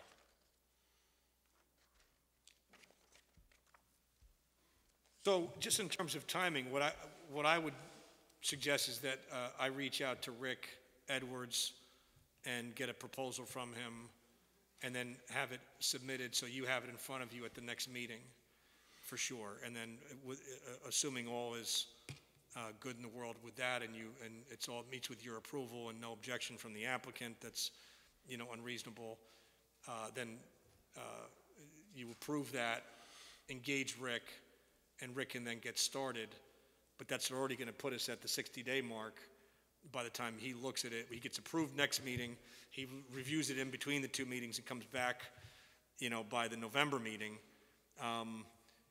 The question is, can we also, get a public hearing opened if you want to now, or just vote on the next meeting to open a public hearing for November? I think it's probably wise to, get Rick on board next meeting and then schedule the public hearing for the following month. Schedule the public hearing for November and then not have, Rick's input. Right. Again, you could always open a public hearing and keep it open until you get Rick's input, but I think the functional equivalent is the same. I don't think it necessarily matters one way or the other. And, does the applicant have any objection to proceeding on that time frame and/or some other reasonable, proposal? Yeah, I guess I would just make the suggestion of, and again, it depends on what your practice is and what you're comfortable with. Rick was retained previously. I'm assuming he'll be retained again. Would the board be willing to entertain some type of a motion to authorize the chairman to, upon receipt of an acceptable quote, proposal to hire him, and we'll send it electronically to him immediately, and maybe have the public hearing scheduled. I don't even know if the public hearing is going to be, it may go to another month, but just to get it started. And we're happy to work with the board as best as possible. We also are all getting internal pressure, but there are some executives watching this, as I mentioned, that for some reason they chose this site, that this is an important site, so they just want to see things move as quick as possible. Yeah, that's actually a fair, if the board's comfortable with that, and particularly with a track record with Rick Edwards, we're not just starting fresh with some other, random consultant that we don't know how he works or how he operates or what his qualifications are. If the board's comfortable with that, I'm comfortable legally with, if you are authorizing me to get the quote, give it to the chairman, and if it meets with the chairman's. Right, and if the scope and fee is commensurate with the prior application, and the prior application probably had some add-on services because it was complicated. Correct. Right. To say the least, but the base scope and contract that we approved originally, if it's in that same ballpark, I have no problem going forward with that. I think that's an acceptable procedure, and then, from there. Legally, we wouldn't have to have a meeting for that. Right, if we do it that way, what you'd have to take, it would require a motion tonight to authorize me to solicit that proposal from Rick Edwards, and upon the proposal, me to submit it to Mike, for Mike to look at it, and so long as in his discretion it's commensurate with the prior scope of services and price as the prior engagement, to authorize him to then sign it on behalf of the board. Can I make a suggestion? With regards Sure. to when we get the proposal, could we also include a contingency should there be additional fees, that there's something allocated in that project management that he's going to be submitting to us, so that if there's additional costs, that it's at least, we have an idea. Or built into the contract, an option that can be executed. Yeah, that actually gets a good point, because that happened because of the complications of the prior application. There was a cost override. In fact, we just ended up paying another, $5,000-ish. It was crazy. And because what the boards what you will do, and/or the planning board will do, is you'll make a condition if it gets to an approval stage where all fees have to be paid also. But that's a good point. Right, so then the remaining question is, if you're comfortable doing that, I think we do that tonight. And then the next question is, do you also schedule it for for the commencement of a public hearing? Certainly, you're not going to be in a position to close the public hearing in October because you will not have gotten really a full report and the ability to get it back and forth with Rick by that meeting. So that's the only question. Do you want to, get the public hearing open, or, do you want to wait and get it open in November? I'm sorry, schedule it in October for November, or schedule it now and open it in October with the view towards just keeping it open, to the extent that you need. Unless you have everything you need, who knows? Maybe you have everything you need in October. Yeah. I don't know, I doubt it, but maybe. And the other thing that we're looking at here is, this is kind of an isolated site in a heavy industry zoning district. There are no local residents attached to it. There might be one residential dwelling that's within the 300 feet of this site. I don't think we're going to have the same public outcry that we did the first time through, and that was well received by this board, and I think we worked with the applicant, and they did a good job in responding to those comments. Here, I don't think it's going to be as complicated an issue. So I'm okay on both counts, just so that we can meet the shot clock, get our consultant on board, open up the public hearing in October, and if necessary, carry it on through November. And that's procedurally. The only thing I'm looking at, just quickly going through your plans. Sure. I'm looking at drawing C3, which is an elevation drawing of the front of the building. And what I see on top of the roof is a lot of equipment and antennas. Now, I know you can't hide the equipment, but if there's going to be some way to, fence the antenna system in on the roof, or not the antenna, the equipment area. Oh, the equipment area? Yeah, so that it's not as visible. I understand what you're saying. Yeah, we'll certainly add that. I'll have to ask our people about what they can do in terms of screening that. And we'll be able to talk about that at the public hearing, definitely. The roof mounted equipment. Yeah, that's one of my pet peeves, because everybody always looks at the antenna and they forget about the equipment. Yeah. And if that's sitting boldly in sight on top of this building, which is, fairly clean looking right now. Yep. And not bad. I'd hate to see all that bare equipment sitting here on the right side of the building. Okay. Yeah, I'll ask our engineer about the stealthing capabilities. And there's no area variances that are required here at all, right? Not that I saw, no. It's just the we're in use. compliance with the setbacks. Yeah, exactly. and it's on the roof, so it wouldn't be. Exactly, we're not extending further than a building that exists right now. Okay. That's a fairly new building. Site plan that was, so I imagine there are no existing variances. Oh, okay. So as I was saying, this is a fairly new building that went through a site plan approval by the planning board, and I'm assuming there are no variances on that. Nothing came to us during the planning phase or during the construction process. So, that being the case, because what I'm concerned about is if there's something non-conforming about this building, then we got to deal with that issue. I recall.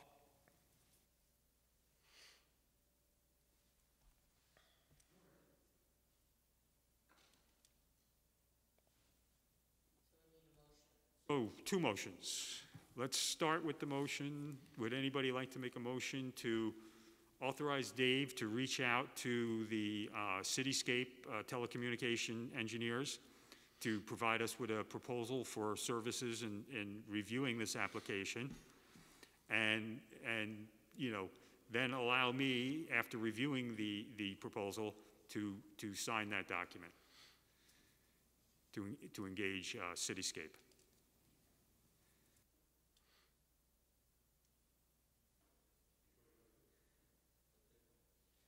I'd like to make a motion to authorize Dave to,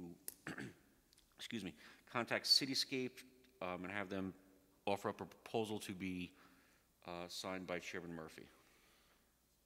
Second that if motion. all deemed correct. Second that motion. All those in favor? Aye. Aye. Aye. Aye. So carried.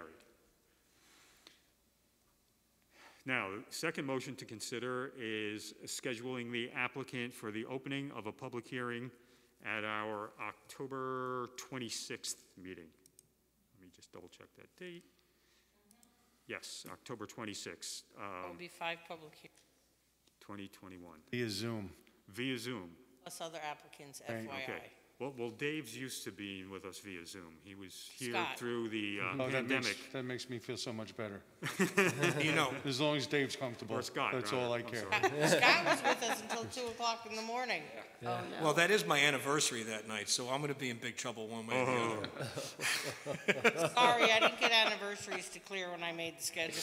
I wouldn't ask you to clear it for my anniversary, but You we have went to Hawaii for my anniversary, so I'm clear. I'm Okay. clear. Yeah, what you need is an anniversary date like I have, August 35th, for my marriage license. Yeah. We never changed it. We figured it was an easy way out. You know, here we are, 37 years later. No? Okay. I'll make a motion to open this for public hearing on October 26th, to start that Schedule it. proceeding. Schedule it for- yep. For an open meeting on October 26th. I'll second. All those in favor? Aye. Aye. So carried, unanimous. Okay, great. I do think this is a GML issue also. Yes, it's right next to State Highway. Exactly, so I don't know Yes. if the board wants to send that, yeah.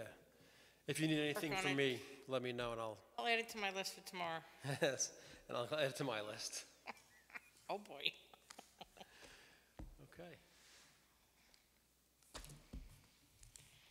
Anything else? Who knew the cell tower application was going to be the shortest thing on the agenda tonight? Yeah, really. To be honest. I couldn't have predicted that. Yeah, well, those are nice when it happens. All right, great. Thank you very much. I appreciate you having us tonight. Have a good Thanks. evening. Thank you, too. Thank you. Have a nice night. You too, thank you. Maureen, you'll coordinate with Scott on the mailing list? Yes, I will. I'll go see the assessors tomorrow or Monday. Thank you. Okay, so that gets us through our new projects for tonight. And the next item on the list is the formal discussion regarding changing the location and date of the October meeting. Is that just a motion at this point? I think so, unless anybody has any other concerns about being on a Zoom meeting? You okay with that, Steve? Okay. I'll make a motion to schedule the October 26th meeting via a Zoom call. I'll second that. All those in favor? Aye. Aye. Do you, Aye again. oh, I'm sorry, I didn't hear you the first time. You were off mic. Want me You to go were one more talking. time? Aye. Okay, thank you, Chip, so that's unanimous. Repeating yourself, Chip. Yeah.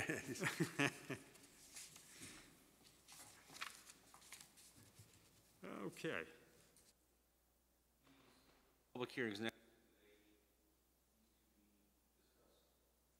No, but I have to click something on the Okay. computer to get them to show up on the agenda.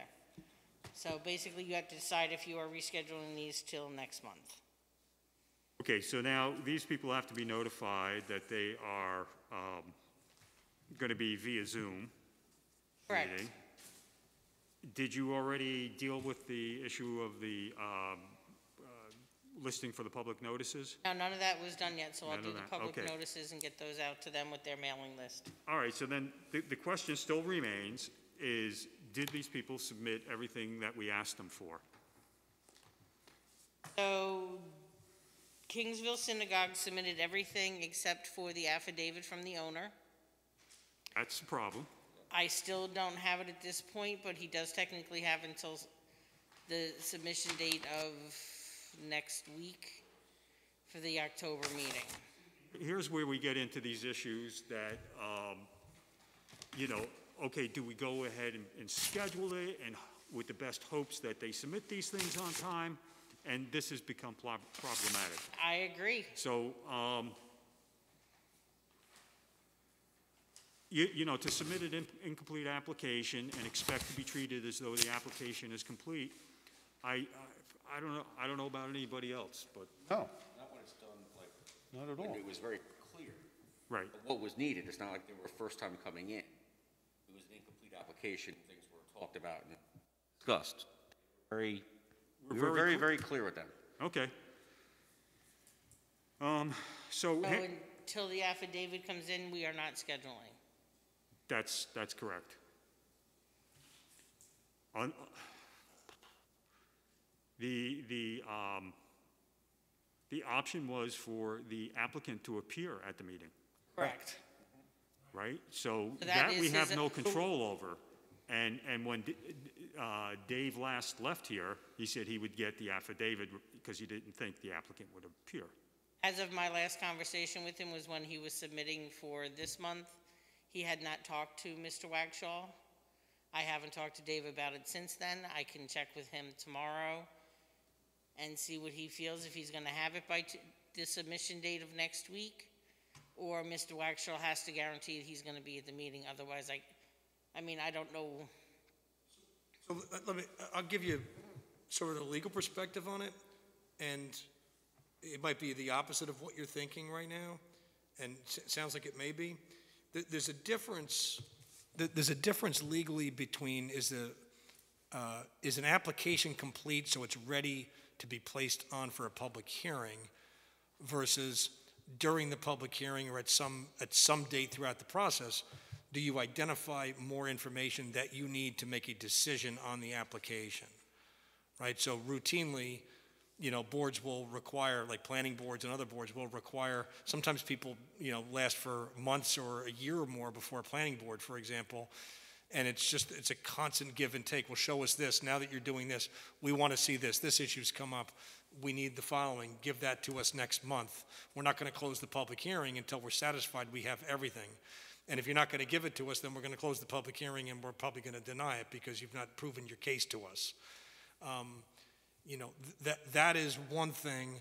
And whether you need, so each time you're thinking about, you're having these first meetings, and it goes, and I'm not just confining this to this application, I think generally speaking, ask yourselves, you know, which is it? Is the application incomplete without this?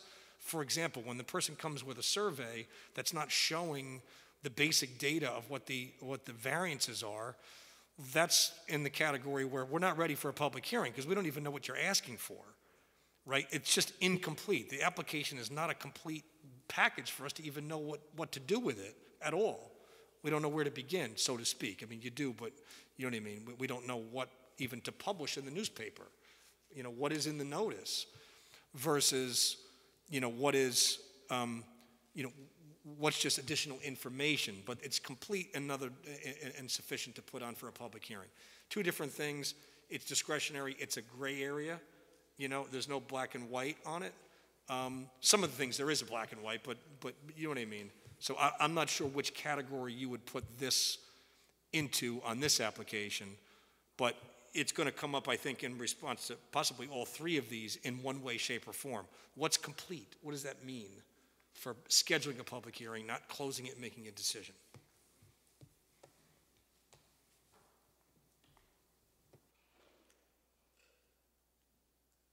In this case, we asked him for, everything we asked him for in terms of paperwork and data about the building and the lot, we received. What we have not received is the affidavit or the testimony of the applicant as to how that property is currently being used, which seems to be the big missing piece here. You know, we can set him for the public meeting and grill him on that question and boot him out if he doesn't have, you know, either Mr. Kingsville. Is it Wagshaw? Yeah, Mr. Wagshaw sitting here giving testimony to this board publicly that, you know, how that building is currently being occupied.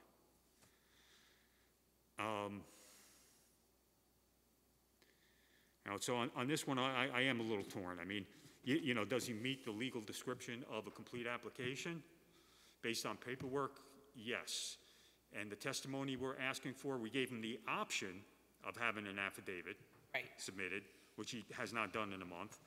Well, it's up to him. If he can get Mr. Wagshall here for that public hearing and he can speak for himself, then that satisfies our request. Okay. You know, and if he cannot get Mr. Wagshall here, then he's got to get a signed affidavit from Mr. Wagshall on how that property is being utilized. And I think we should probably pose the questions to him.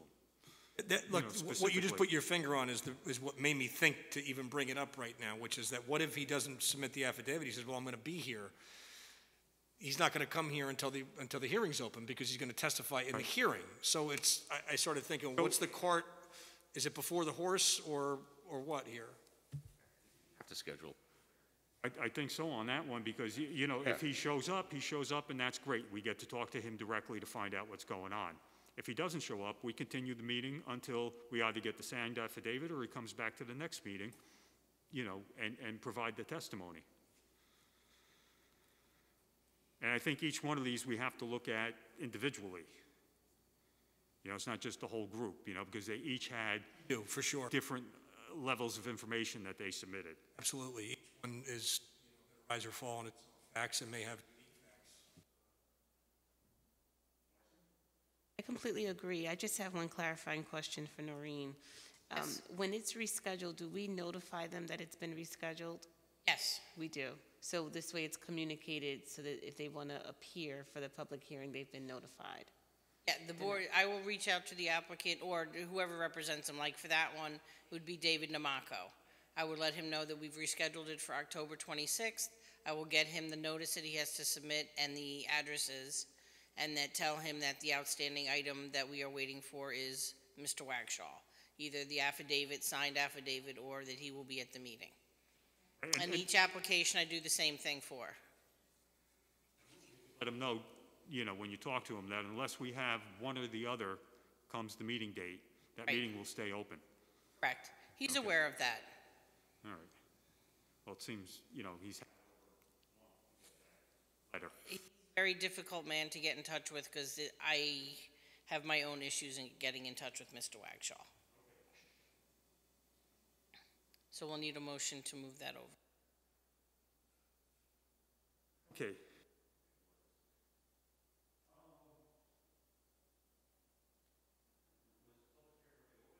No. Oh, no, the It was, public- okay. it was supposed to be scheduled for this evening. Yeah. But nobody had the paperwork in on time for me to even get them noticed. We're making a motion to leave it on the agenda for October 26th to either receive an affidavit or to receive in public Well, no, it would appearance. be just to reschedule the public hearing till October 26th. For that, to schedule the public hearing to be open that day. To be And then open. communicate to them again, re-communicate to them, look, when the public hearing's open, you need to either submit an affidavit or you need to have them testify, one or the other, once the public hearing's open. I'll make Or a in mo- advance of the public hearing if it's an affidavit, sorry. I'll make a motion to schedule the Kingsville Synagogue public hearing on October 26th. Anybody second? Second. All those in favor? Aye. Aye. Aye. Aye. Unanimous.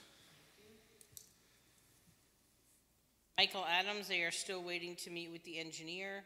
I believe they set the date and then they had to change the date. I think it was set for today and it's been changed till tomorrow. Right.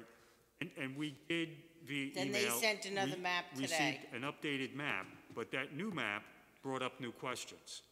Right, and I don't know whether the building inspector saw them, because I think you included him on it. The I didn't see email. that, what were the Okay, new questions? You know. Mike brought them up, Yeah, let me, and I can't access my email at night. I do it wrong.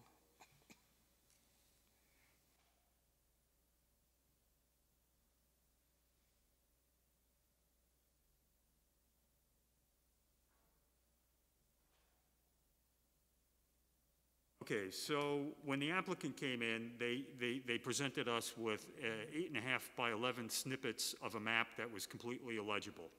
We told them that they had to get a clear map, and we wanted the full sheet. We didn't want just 8.5 by 11, scrunched up version of it, something that we could read. So in between that meeting and the next submittal that they made, which was late, it didn't meet the submittal deadline, they presented a map that was prepared by Lake and Tully.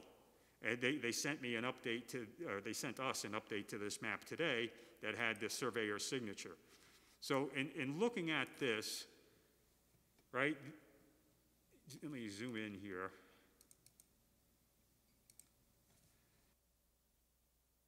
Yellow buildings are the two buildings that they're here for variances on. One is a shed and the other is a gazebo. The variance is that both of them are within the 50-foot setback from the lake frontage.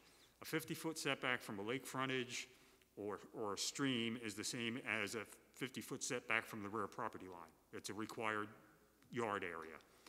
They're not providing that. Now, in this map, we also see that there's another existing shed on the property that is within the 50-foot setback from the lake. So how did that get there? And was there a variance made for that? So that's building number 3 that needs a variance. In addition to that, on the front portion of the property, there's an even worse case because we have a shed in the front yard. Not only is it in the front yard, but it's across the property line, so it's in the New York State right-of-way. So I very much doubt that anywhere in the history of this property that was an approved construction.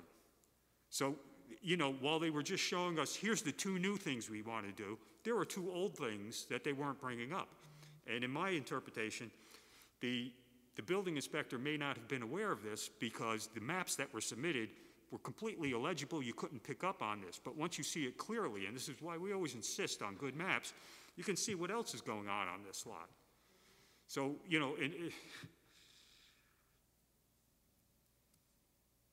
in my estimation, we're looking at 3 buildings from the lakefront boundary where they only asked for 2.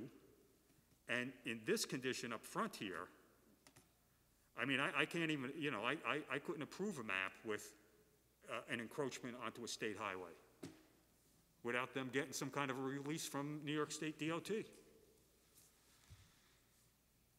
So the question would be, those other, one question, not the question, there's several questions here, right, is those other, the other structures that you've identified, when were they built? Are they pre-existing, non-conforming? Are they not? Do they still need a variance due to the new construction, new proposed construction as well?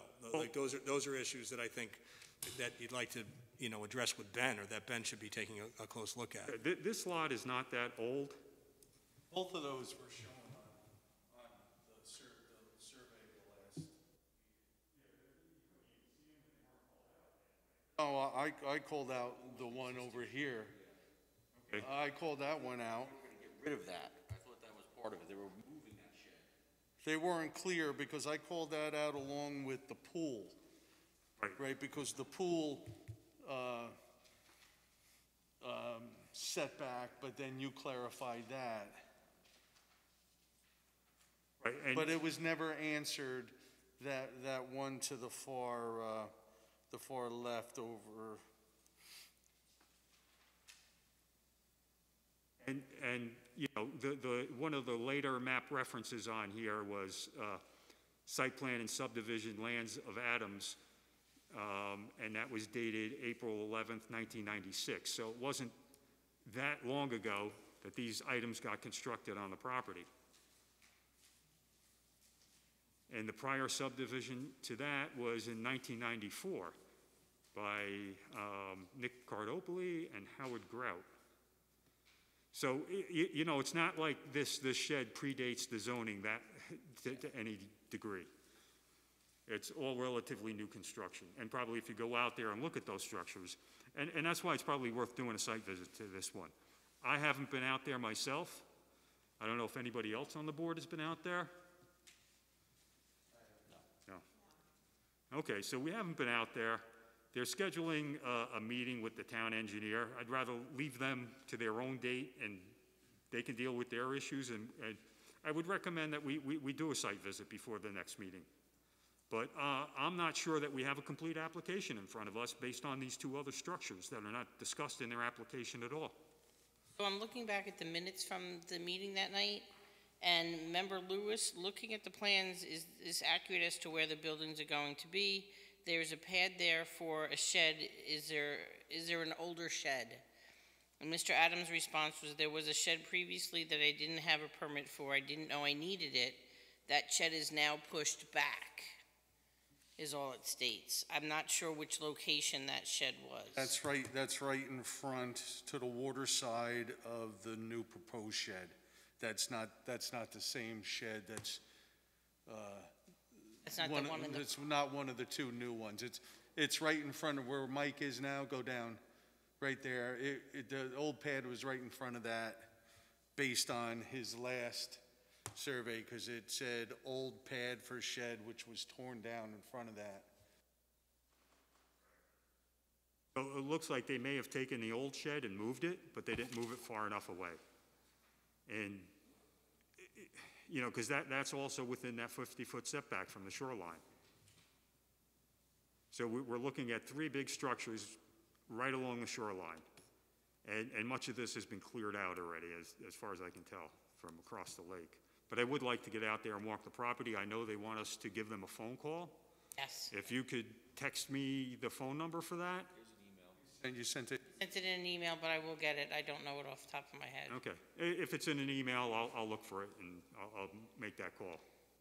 Mike, I'm sorry, I have a question. Just looking at the screen, is the pool also an issue, or is that, it's within the 50-foot setback as well? It is. It is within the 50-foot setback, but the code is, Mike, please, Mike. the way the code is written, it only applies to structures. Okay. Right? So that's sheds and gazebos and things of that nature. The pool, not being a building, it didn't comply, you know, it wasn't restricted from that area. Thank you for the clarification on it. Yeah. I think actually that little section of the code needs to be tightened up so that it's clear as to what's supposed to be done there. You know, types of construction. So, you know, I remain with the question, what are they here for? Two buildings, 3 buildings, or 4? So, again, if you look at it technically, legally, as opposed to practically, but you got to look at both sides, right?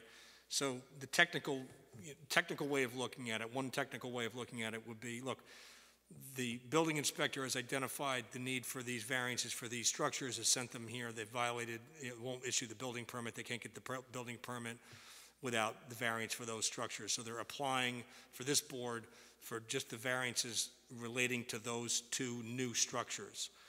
If they, let's say, hypothetically, they get those variances, Ben says, look, you've got these 2 other structures, they have to be dealt with also, and I can't, you're not going to get a CO, or I can't give you the building permit, even though you got your variance, until you go back to the board for those other 2 structures.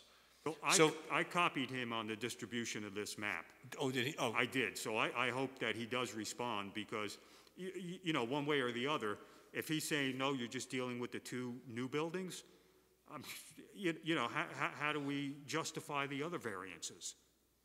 So at the end of the day, right, like in terms of, you know, legal jurisdiction and lanes, right, you know, you're an appellate board, right, you sit in appellate capacity basically, and if it's an interpretation, that's one thing, you deal with it, and or if Ben issues a violation and the person says, okay, I've been violated on this, I'd like a variance for that, you know, jurisdictionally, you're supposed to be looking at that item, right? What's the item that's been brought before you?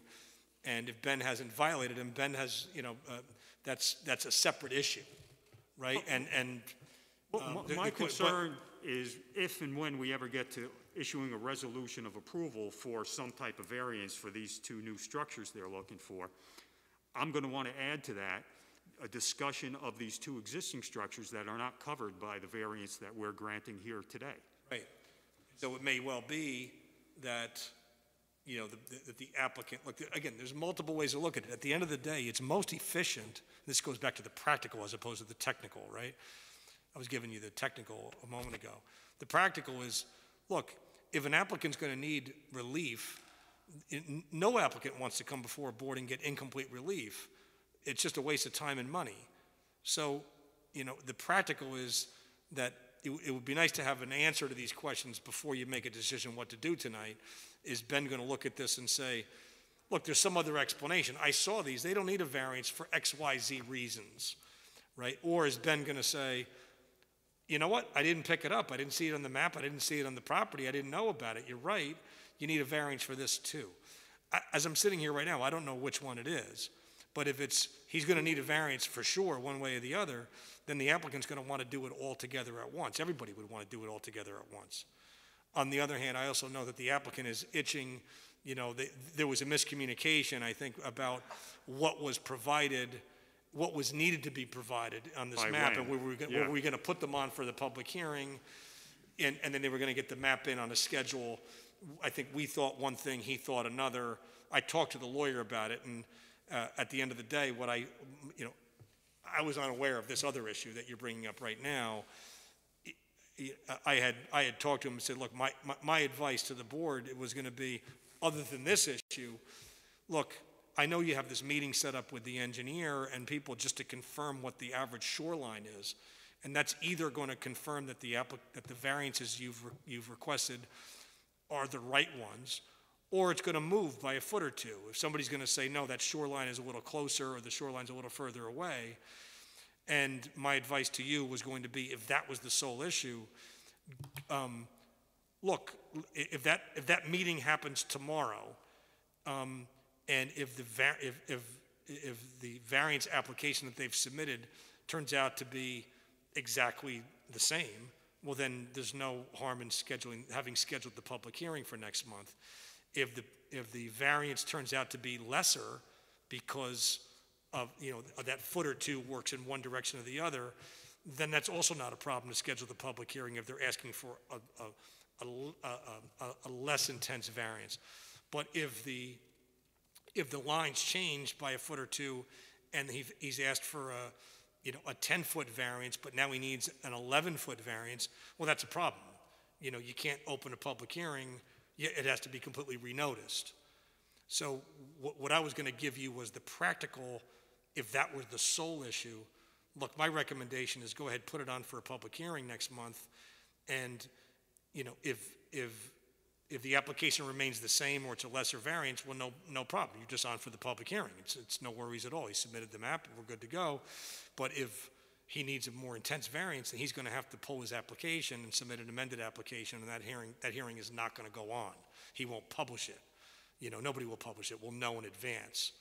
So that was going to be the practical in the effort to try to move things along without prejudicing the town or the applicant or anybody else.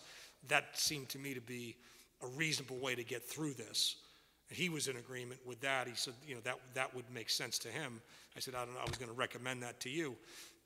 That's not knowing this issue. This is a completely separate issue. You know, it's up to you really how you want to deal with it. I think you could deal with it. You've got a couple options here, right? I notified the applicant, the building inspector, and the town engineer, all who were going to be party to this site inspection to verify the shoreline. While they're out there, they could also look at these two sheds, because I clearly called it out. I gave them this map with all the markups on it. The other things that we had asked for was, you know, to show the zoning data table, to show not only what's required, but what's existing and what's proposed. None of that is in here. It just shows what's required. So it's incomplete in that respect also. So if it's still incomplete, then I think you're answering the question of what to do and whether to put it on for a hearing. I think you're kind of I hear which way you're going with this. It's not, there's too many loose ends for you, is what I'm hearing, right? Because when we introduce this to the public, are we here for a variance on 2 buildings or 4? And one of them, we can't even grant them a variance because it crosses the property line. We have no right to grant them approval to have a shed in the state right away. Walkthrough is tomorrow between 3 and 3:30. So your options are, don't put it on for a public hearing. Say, look, come back next month, tell us what happens at your meeting. And Ben, if you have to issue a new denial letter telling us, that you need 4 variances, not 2, do that and let the applicant amend their application. Come back next month, you take a look at it. Do you have everything you need? And if so, schedule for a public hearing in November. That's one, clear option.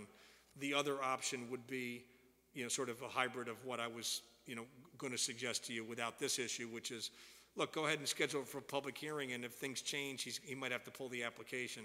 And if it doesn't change, then you proceed on the application that's before you. If he needs to add a separate concurrent application for the other 2 buildings that you've identified, well, let him do that. That's on him. That's a new, a new expense, and he can put that in, and then we'll get 2 hearings going at once and run them concurrently. Those are the 2 options that I see.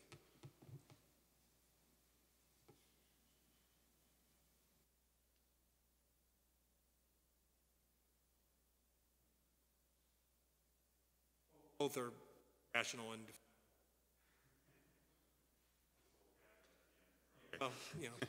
well, I guess I don't have to say that. I'm usually not going to give you an option if it's not rational or defendable.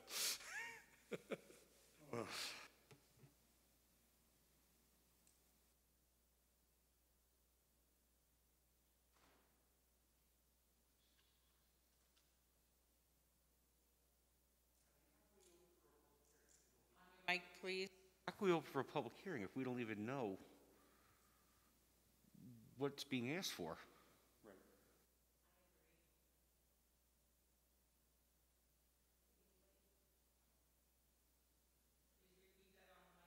I'm sorry, I said I think we need to wait. It just doesn't make any sense. We don't know what decision we're going to be making. Proposed. Yeah, while we put him off at the last meeting and said, you got to get these things in order to be on for the public hearing in October. They didn't get it in, in September. They didn't get it in until days before the meeting. And then what they did submit was A, incomplete. They didn't give us, half of the things we were looking for, and B, was clear in showing that there were 2 other structures on the property that are at variance with the code that they never mentioned to us. So, in my view, it's deficient in 2 major ways. And I'm sorry for any delay that this causes the applicant, and I know he's got his heart set on doing construction this fall, but to take it a step further, I don't even know, where I stand on ultimately granting the variances. I mean, we have to hear all the facts before then. But so far, what I'm seeing out there is they tend to do what they want, come in afterwards, and say, well, here it is. And they're not, respecting us by giving us the information we ask them for. It seemed like it was a very complete application that they put together. There was, tons of language in there, but there wasn't a clear map. Once we got the clear map, we found out that there's 2 other potential violations out there that need to be rectified. And that's not in the record yet. It's not on as part of their application. And I always thought that part of our, responsibility here is, when we do receive an application from, or a reference from the town building department, is to make sure that that's been perfected, that all of the variances that are required are listed. We have gone through this numerous times where we've added, well, you also need a side yard over here, or your lot area exceeds what's needed. And, we've got the same thing going on here. So, in my eyes, that's what we're doing, is trying to help them perfect their application for variances so that there's a solution to all of us.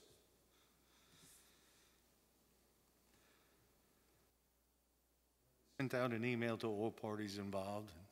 You just have to wait until they answer. Right?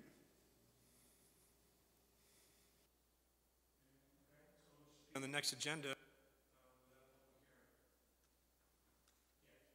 I mean, it's not like we created this problem. You know, the applicant came here without a legible map, and once we received one, we found that we had other issues to deal with. And it seems like it's being done in a bum's rush to meet a construction schedule, which, you know, is not this board's concern.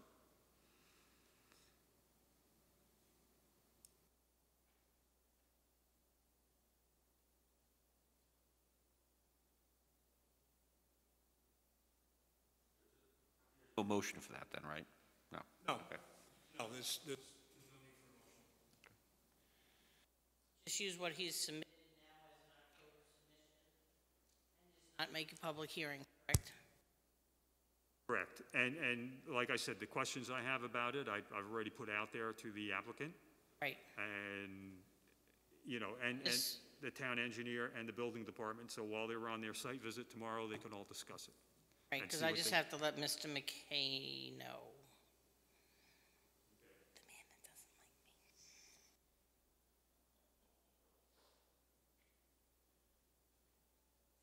And the other one is DG Management, and he had asked to be removed before submission, I believe, because of the holiday. It had nothing to do with his packet.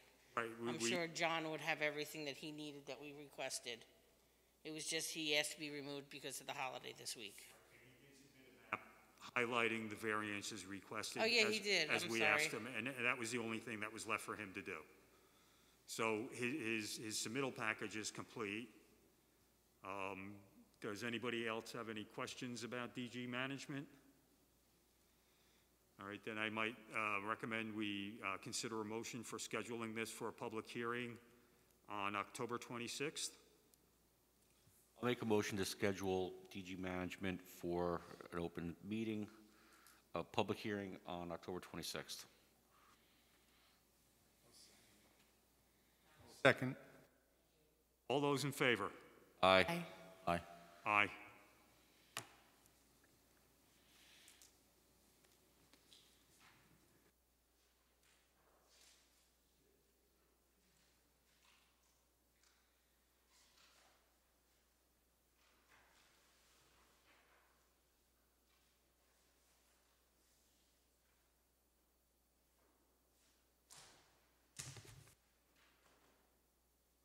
Okay, so that concludes all of our applications for tonight. The next item on the agenda is the approval of the April 27th, 2021 minutes. And Noreen had distributed that to everybody. Have we all had a chance to read through it? The only ones who can vote on this is Kevin. I wasn't here at August meeting. No, the April. April I need your vote Oh, on. the April minutes, I'm sorry. April meeting.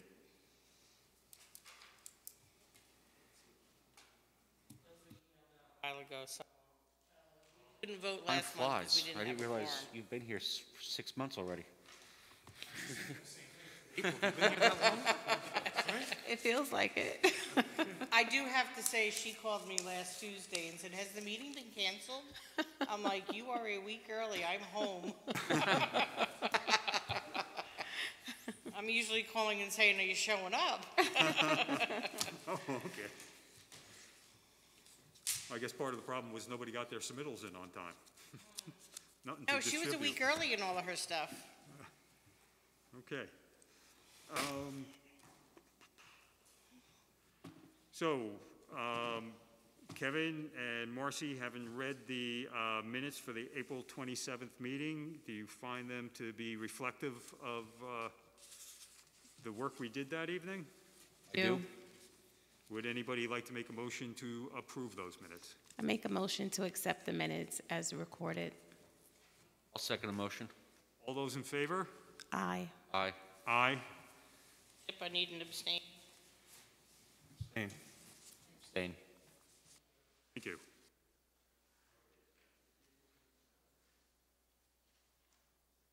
April-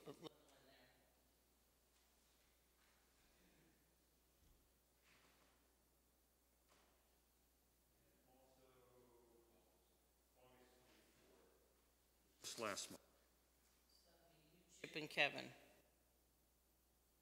Only thing I saw reading over that was, I made a statement and then you said that I visited a site, but that was the chairman that visited a site, Project, so I can make, the synagogue.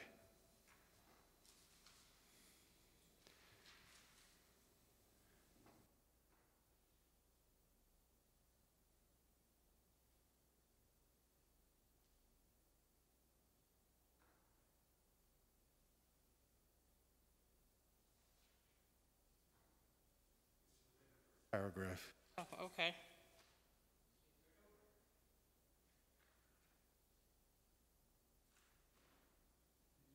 Copies of, No, the only one I had was, well, I had one copy of each one, but I have the August 24th here. I only have like half of.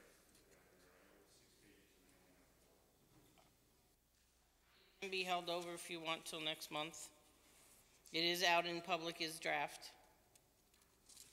That is your call if you're not ready. I haven't found this spot yet.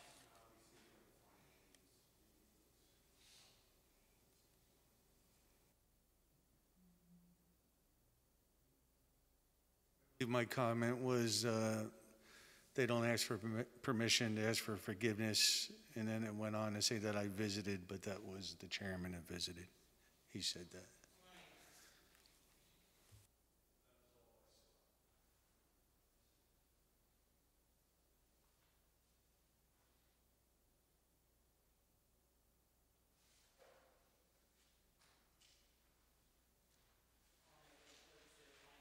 Yeah, it could be found. It could be a motion to approve subject to that change.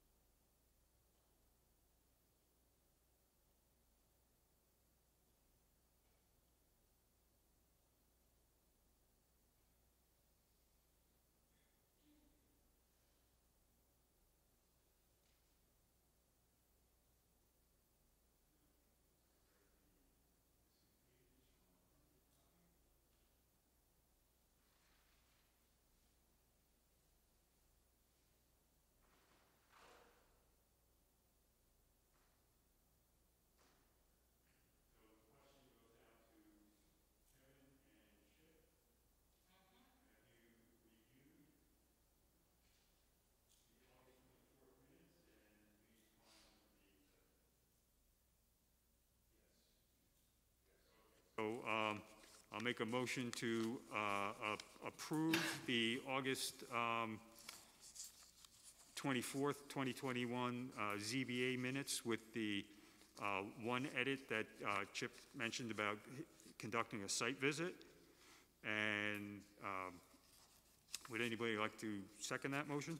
I'll second the motion. All those in favor? Aye. Aye. Aye? Abstain. Abstain. Okay, thank you. With that, get to the end of the meeting. The last action is, Chairman, we have a gentleman sitting. yes. Yes, please.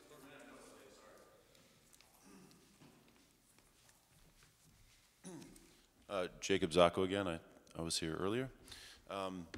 We went over the whole plans and everything, and there's a few little, I'm sure you remember, a few little things that were missing, and I was wondering if, I'm just asking for a little generosity, maybe to be able to submit. I have this percentage here, the few little things that were requested, wondering just if I could submit them somehow and be able to move things along a little better. I know that everything has to still go through its process, but if it could, Application, well, sorry? correct on that?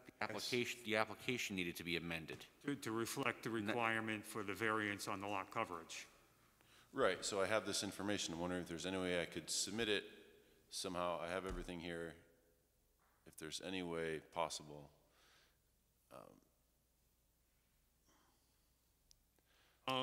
Can you at least provide what you have for the board? We'll pass it along, take a look at it. Yeah, But I there, just there were have- two things. There was the. The percentage, I have it down, I calculated the 37 percentage, 37%. And the deck material, I just gave a brief description, what it's gonna be, because the elevations obviously were a little vague, and there was just a little misunderstandings. So I have this description, and I wrote down the tables. It seemed like the building department gave me two things that were requiring me to go to the ZBA, which one was the non-conforming lot, but then the second one was the table, the schedule of district regulations, and there was 4 items that they listed. So I listed those items, and one of them actually had the lot coverage as they had calculated it instead of what we had talked about, and I have done that calculation. So this paper here has the relevant information. Okay, so you have that calculation, it's written down, you've computed all the areas of the various surfaces, and that's all I'm asking. If we could take a look at that. Sure, I'll write down the surface area of the deck also is, I could write that too. And as, we also need the application revised to reflect that you're asking for a variance on the lot coverage. Is there any way I could do that, to have that information submitted? Excuse me. Like I said, I'm just asking for a little generosity. I think we all know this is a very straightforward project. I came in here to learn too what everything's all about, and it seems like there's a lot of things can be pretty complicated, but I think we're dealing with something pretty straightforward here. It's just a matter of a couple figures, one item was left out, and I'll just be straightforward. I'm a new business myself. I'm just going off on my own, and this is actually my first project. So it's just a matter of my livelihood also, that I'm just asking for a little generosity. You have to treat everyone the same. But my client here is he's a 35-year-old citizen here of Monroe. He's also the chairman. He was the board chair to build this building. Just to know who he is, he's a good Board guy. chair of what? Built this build.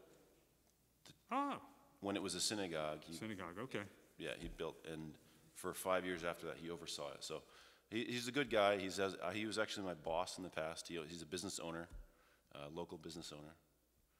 I worked for him for about 5 years. So I'm just to be straightforward, who I am and where we're both coming from. Well, you very compelling. Because I know you don't have the capability of making copies here for us so that we could each look at it, but if we could. No, go for it. By our submission date, Chairman? Huh? Could he submit by the submission date of next week, the revised front of the application? He doesn't have to redo the whole application, he has to You revise just have to list the as page with the item 2. variances on. Yeah, just in that second item where it's blank.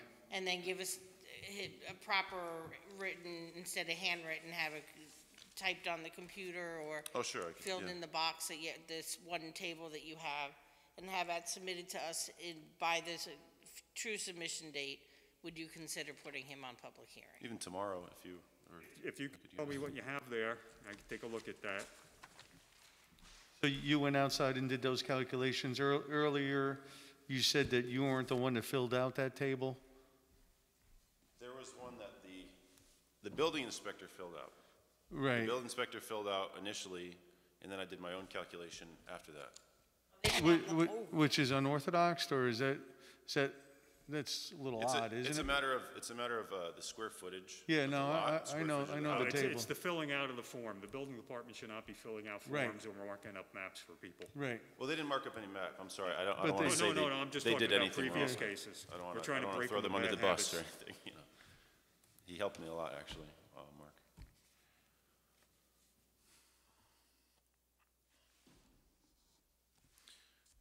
this plan was actually done, I had someone do it and he subcontracted someone from Europe.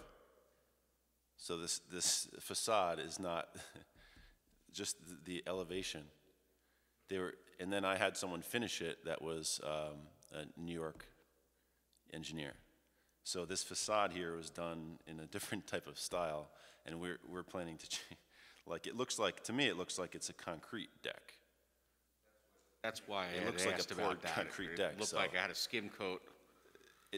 To me, I thought it was like a form. It looked like it's a formed, like a concrete deck, which is not something I would ever do.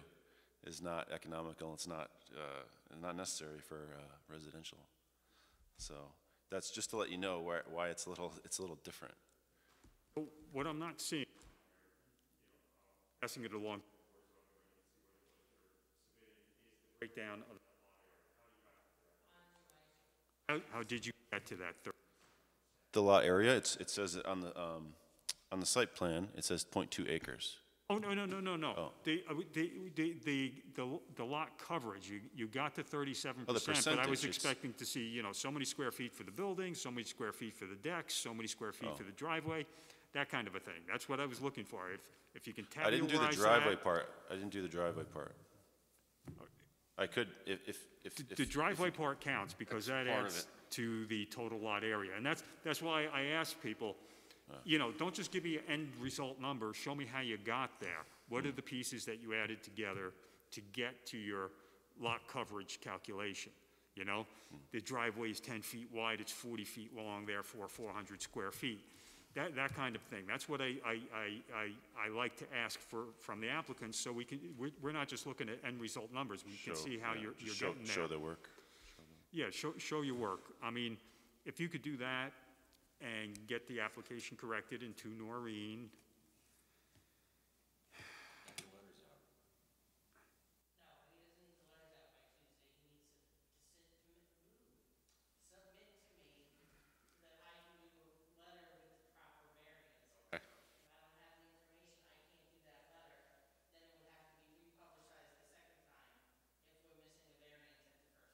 Right, and in order to publish it, you have to publish it, 14 days before the meeting?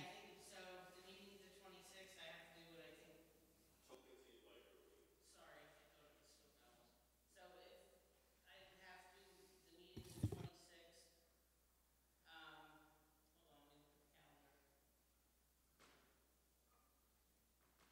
Can I interrupt for a second? Yes. No matter what it is, if you're gonna proceed that way, there's no legal impediment to you proceeding that way. If you want to do that, the one issue that the applicant's gonna have and that the board's gonna have is, if you're gonna amend the application, you gotta do it like right away so that it can be sent out for the GML review. Right. They've got 30 days, and now if they don't get back to the board before the date of the next meeting, the board is prohibited from acting at the next Could we meeting. verify that's necessary? That it has to go to the state? I was going off of the way that, The what was on the application was filled out application. It that said way. it's within Yeah. 500 feet of Round Lake, like a which Right, it's recreation area or a park or Round something. Park. It's right across the driveway from Round Park. So then it needs, That's the- why. so it needs the GML referral for sure. Okay. And so, look, sometimes the county will get back to the board less than 30 days later and in advance of the next meeting. And if they We'll get do that, then there's no impediment. But, my only point is, there's still this issue that's hanging around out there. So I wouldn't wait until, I could get it in submittal tomorrow deadline or like 2 the weeks from next now. day, I you would know? do it like, This week. tomorrow. That's what I would do, yeah. Right, these are three minor items. If you can have them here by Friday, which is. I won't be in the office on Friday, we're That's still right, closed. That's right, we're closed. Thursday then? Thursday. I mean, these, honestly, they're small items. If you want to push, you get it done Thursday. I'm gonna try to do it tomorrow, so. Okay. You just have to amend the cover page on the application, give us a breakdown of that calculation, which should be straightforward, and the listing, the recitation of the variances on the application. So I'll just redo, do you want me to redo the cover page? I have the application, I could just redo the whole cover page? I would, No? legally, he could modify it and initial it, rather than replace the cover page? You know, it's six of one, half dozen of the other. As long as, at the end of the day, the board is acting on an application, and it's going to go to public hearing on an application that has data on it. And it's going to go to the county on the data, what's being asked for. You know, we have a history of what's been applied for. It's, you know, you could do a new cover sheet and say amended, you know, amended. It really is Okay. semantics and less than fully important how you do it. I have one question. Thank you. Thank you for this. There's a part where the building department gave me the two reasons. So it was one, it was like it was this, it said schedule of district regulations, and then it gave the 4 points. And then it had, the first point was the non-conforming lot, and it was like the code, the part of the code. Right, So I just want to no confirm. non-conforming lot can be constructed upon. Yeah. You know, and that even applies like if you weren't, right? In most cases here, you're not expanding your variances, right? You're pretty much sticking with the side yards, the rear yard, the front yard. But it's not exist, it's the, it doesn't But conform. it's the lot coverage that kicks you into that specific requirement, right? Because now that is a variance that you're expanding upon. So that's part of what we need to take into consideration in the record. So that's got to be in that application. So if I put those two things, like, do you want me to write all these things right here? These are, because these are the exact things.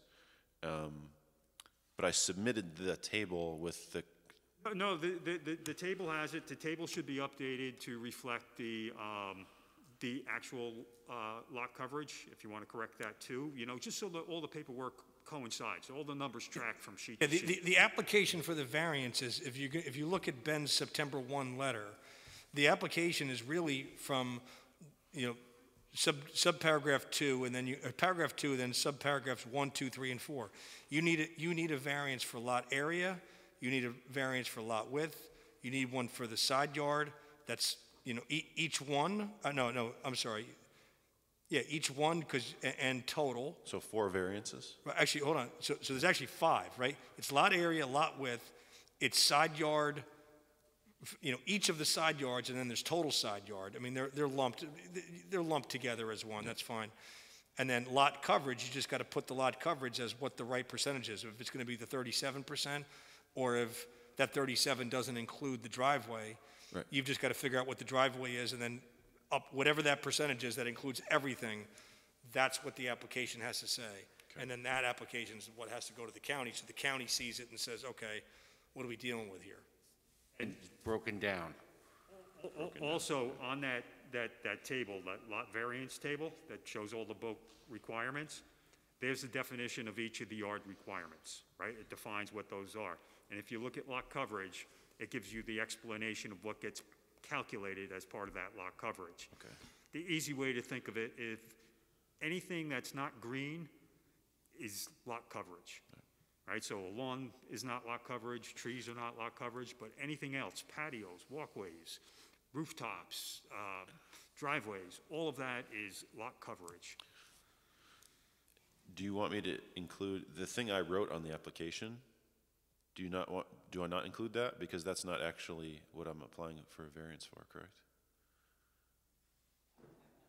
I think it was one of them, right? Because we just talked about that there was, As David said. was that the 5th? That's the 5th. As David said, what should be on that cover page of your application are the 4 items listed under item 2. Right. On Ben's referral letter. And also number 1? So that makes 5? Well, One is not really, you're not looking for a variance from number 1. Number 1 Oh, is that was my saying- mistake. Okay. Number Yeah. 1 is telling you, look, there's the some code, pre-existing right. non-conforming conditions that you can't do anything about, like lot area, lot width, and your side yards, and you can't expand it without getting a variance, and then saying, okay, here's 2, here's the variances that you need. Here's all the ways in which your lot, and including, you know, its existing conditions and the new conditions, these are all the things that don't comply. So is the it variance is really from each of those bulk requirements, paragraph 2, items 1 through 4. So that's 4 variances? If I include these? Because side yards are grouped together, you know. Yeah, the single side yards are yard technically in 2 total. different ones, but. So for that section where it asks me what variances I'm applying for, I just list these 4. Right, those 4 should be listed under that heading there. Okay, just thank you. In the Thank you for application. the clarity. And then, of course, you would correct the lot coverage to, you know, not follow exactly what's in the referral letter, but reflect what your actual calculations are. Okay, okay. Thank you. All right. Thank you. And if you can have that in to Noreen by Thursday, Yes. or on Thursday, Yeah, I'll try tomorrow. I'll try to get it in tomorrow. I might call you. so Okay. now need to make, I'll make a motion to add, what was the address? Jacob. Otzel. Oh, Jacob Zacco, or it's under Zacco Modern Homes is my application. Otzel to the schedule for open hearing on October 20th. Second. all those in favor? Aye. Aye. Aye. Aye. Thank you very much. Talk to you tomorrow. Okay, thank you. Good night. Get my voicemail, just leave me a message, I have a meeting in the morning. Will do. Thanks. You're welcome. Now I'm down to 5%. We got to get out of here. I second. Oh, you're making a motion to adjourn? Look at you, Dave. Oh, please do. I make a motion, saying, somebody make a motion in a hurry. Let's go. I'll make a motion to adjourn the meeting. Second. All those in favor? Aye. Aye. Aye. And thank you, Steve, for joining us. You made it through your first meeting. He's gonna quit after tonight.